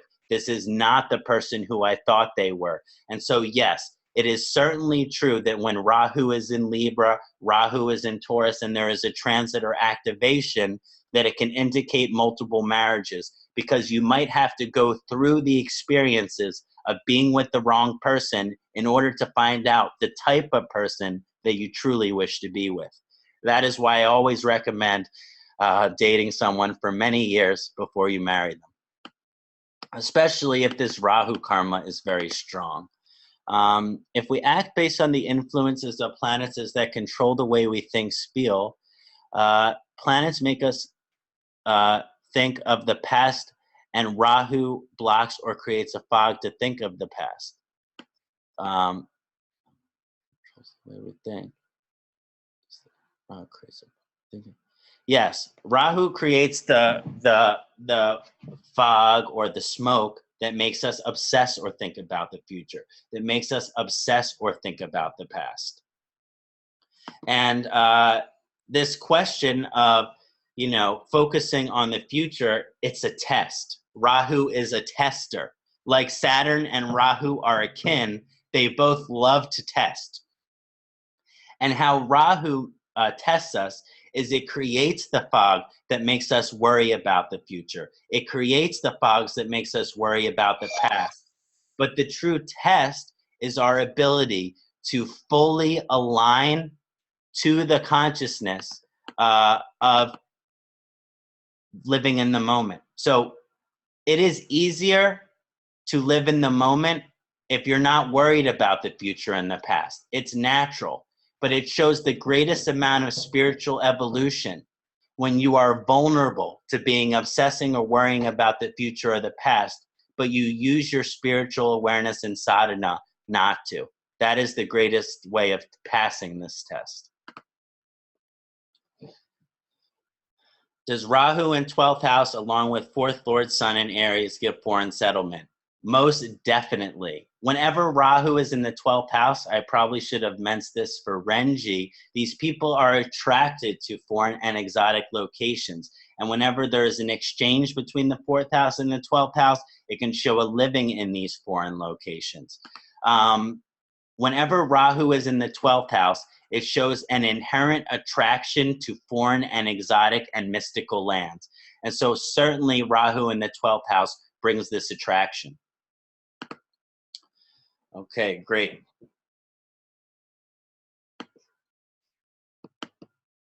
Moon also exalted in Taurus. If Rahu and Moon are conjunct in Taurus, how does it turn out as they are enemies? Okay. The exaltation of both these planets in Taurus will make what is very traditionally considered a very malefic conjunction, which is Moon and Rahu, which is very challenging, much more auspicious. But just like the positive side of this auspicious alignment is there, so is there a malefic side of this. Because when Rahu is extremely strong because it's exalted, and the moon is extremely strong because it's exalted, this will give incredible intuitive abilities. This will give incredible almost counseling abilities, spiritual counseling, helping people with their lives to find their truth, to find their happiness. All these incredible qualities as far as your ability to reflect and introspect on all of these beautiful things. But because of the Rahu-Moon relationship, it creates a darkness. In other words, yeah, you're intuitive, but you're intuitive about dark things. Let's say, you know, you may be very intuitive that someone's going to get into a car accident, that there is going to be war in the United States, that there is going to be all of these things. It is incredibly powerful gift as far as intuition, intuitive abilities, empathic abilities, emotional, reflective abilities. But it also makes it where you are able to intuit the dark side of things, whether you want to or not. So you are not able, with this conjunction of Rahu and Moon in Taurus, you are really not able to see the good without also seeing the bad. And intuiting what that is. Okay. Wow, we have lots of questions. Okay. Going through Rahu Dasha and Rahu transiting in Lagna over Venus in Cancer. Yes, you're going through Rahu Dasha at the same as Rahu in Cancer. This vibration of Rahu transiting your Lagna shows a change in the character, shows a change in the identity, shows a change in the personality. Because of Venus being a planet of refinement and sophistication, your character is becoming more refined and sophisticated. Your identity is becoming more refined and sophisticated.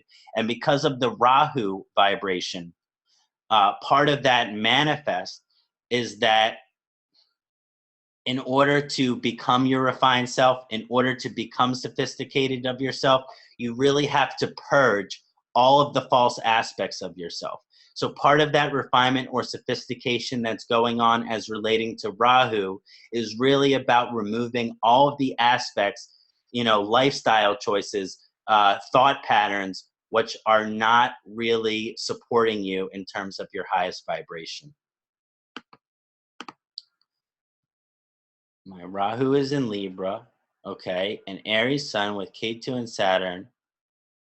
Okay, this question is too specific, sadly, to answer. I'm so sorry, but I can't really look at it without seeing the entirety of your chart. It would not be fair to you. I'm sorry, G.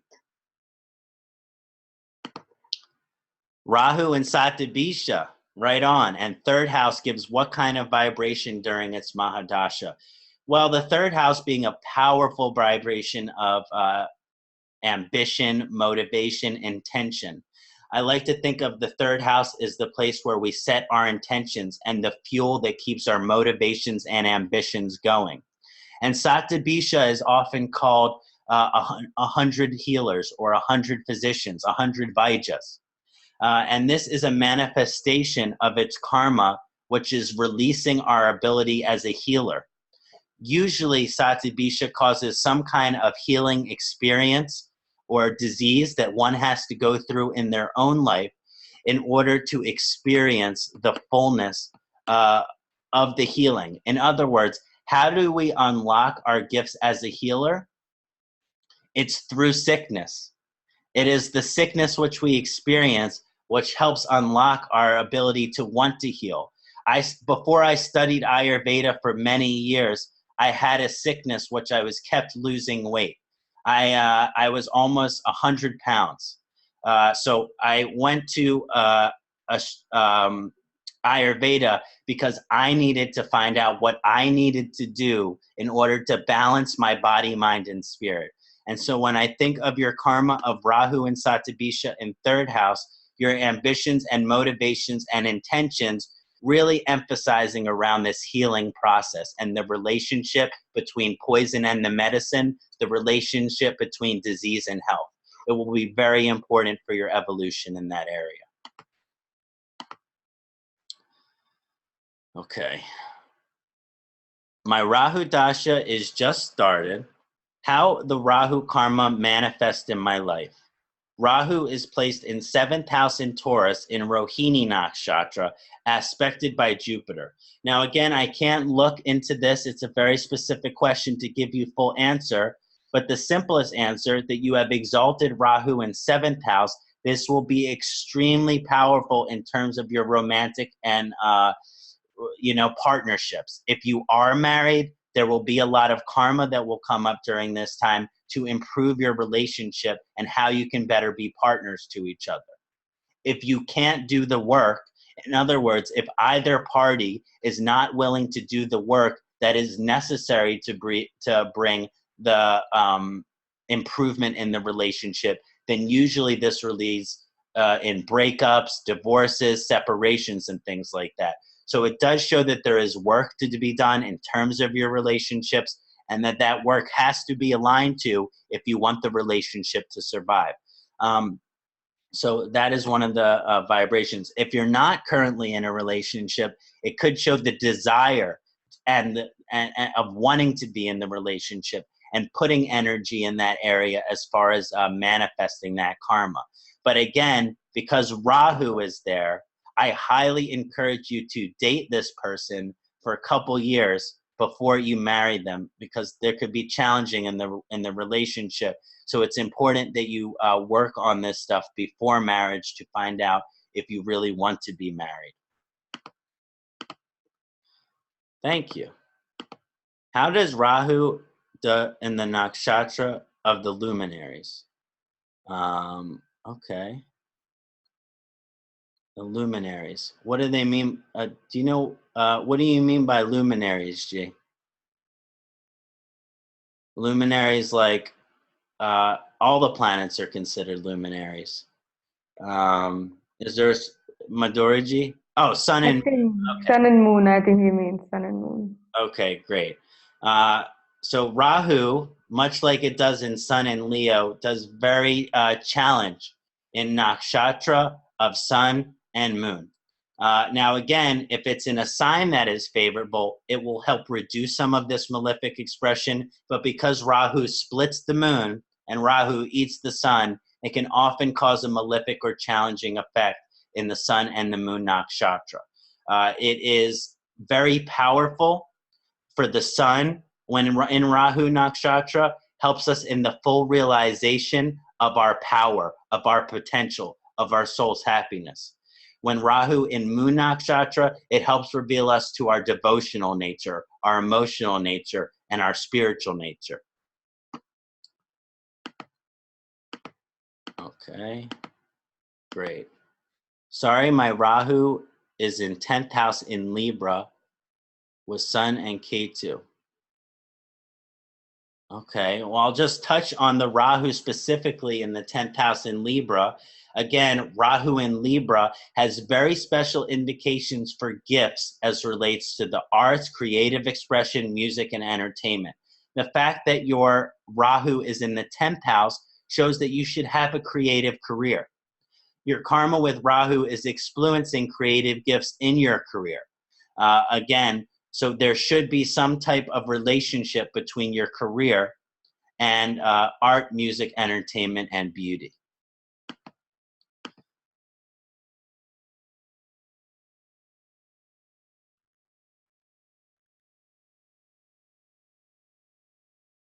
Rahu with Jupiter in Libra in 9th house.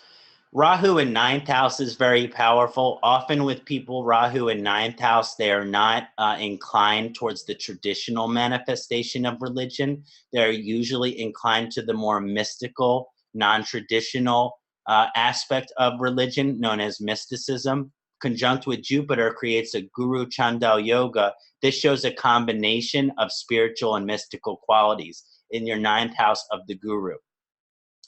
And religion. So this creates a very spiritual vibration. First of all, Jupiter has signification for the 9th house. So it's empowered by being in the 9th house, which makes the Guru Chandal Yoga more auspicious.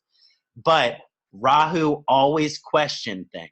Rahu always not automatically believe what it is. Sometimes people with Rahu in 9th house, they can be atheist or agnostic, which means they go against common religion because they don't believe in it or they are not inclined to it. So again, this kind of evolutionary aspect shows that part of your spiritual evolution is creating a balance between religion and your faith and believing in religion, but also this mystical aspect which needs to be equally valued for you. The interchange of Rahu Ketu energies by the way of nakshatra or house positions shows what kind of energies. So yes, if Rahu and Ketu are interchanging in a way through their nakshatras, it shows that there is a strong connection to these nodes. For example, Rahu in a Ketu nakshatra, Ketu in a Rahu nakshatra. This vibration is extremely powerful. It shows that the nodes are empowered in one's chart, so they're given special signification. But they often say that the cure to one's difficulties with Rahu relate to Ketu. The cure to one's difficulties with Ketu relate to Rahu. So when there's an exchange between these vibrations, it shows as part of your evolution, you are not necessarily just favoring the north node over the south node or the south node over the north node, but rather you are bringing both these energies into a harmonious vibration for the greatest amount of spiritual growth. Yes, Rahu being tamed by Jupiter. You can see in any Guru Chandal Yoga, when Jupiter is stronger than Rahu, because Jupiter is sattvic. And so Rahu tamasic. So in the Guru Chandal Yoga, when Jupiter is stronger, it definitely creates a sattvic, helps with the sattvic vibration of Rahu. And taming is a funny word to use it. Yes, it does tame the malefic or deceptive aspects of Rahu. Okay, that's all the questions for now. Thank you everyone for answering questions. I'm just going to look into the chat real quick to see what everyone is saying. Yes, you can excuse. Thank you, everyone. If you have to go, that's fine because the webinar is now over. I'd like to thank everyone who took the time to be here. I think we've been here 4 hours almost. Yes. So, so amazing. Thank you all for your time, your commitment to this work. And I'm just so grateful. I'd like to give a special thanks to Madhuraji. You're a gift. Your consciousness is divine. And I'm so grateful for your support. I'd like to give thanks to the rest of my team at Saptarishis Astrology, and a special thanks to the founder, Sunil John, for his support and believing in this work, and sending everyone deep gratitude and blessings. Om Namah Shivaya. Thank you so much, Sanadi. What and really beautiful. And I hope to see you soon in our next webinar in this series. So, and I hope to see all of you. This has become like a family now, the How to Improve Our Karma series. So, I hope to see you soon, and I hope to see all of you soon in our next webinar. Thank you so much. Om Namah Shivaya. Thank you.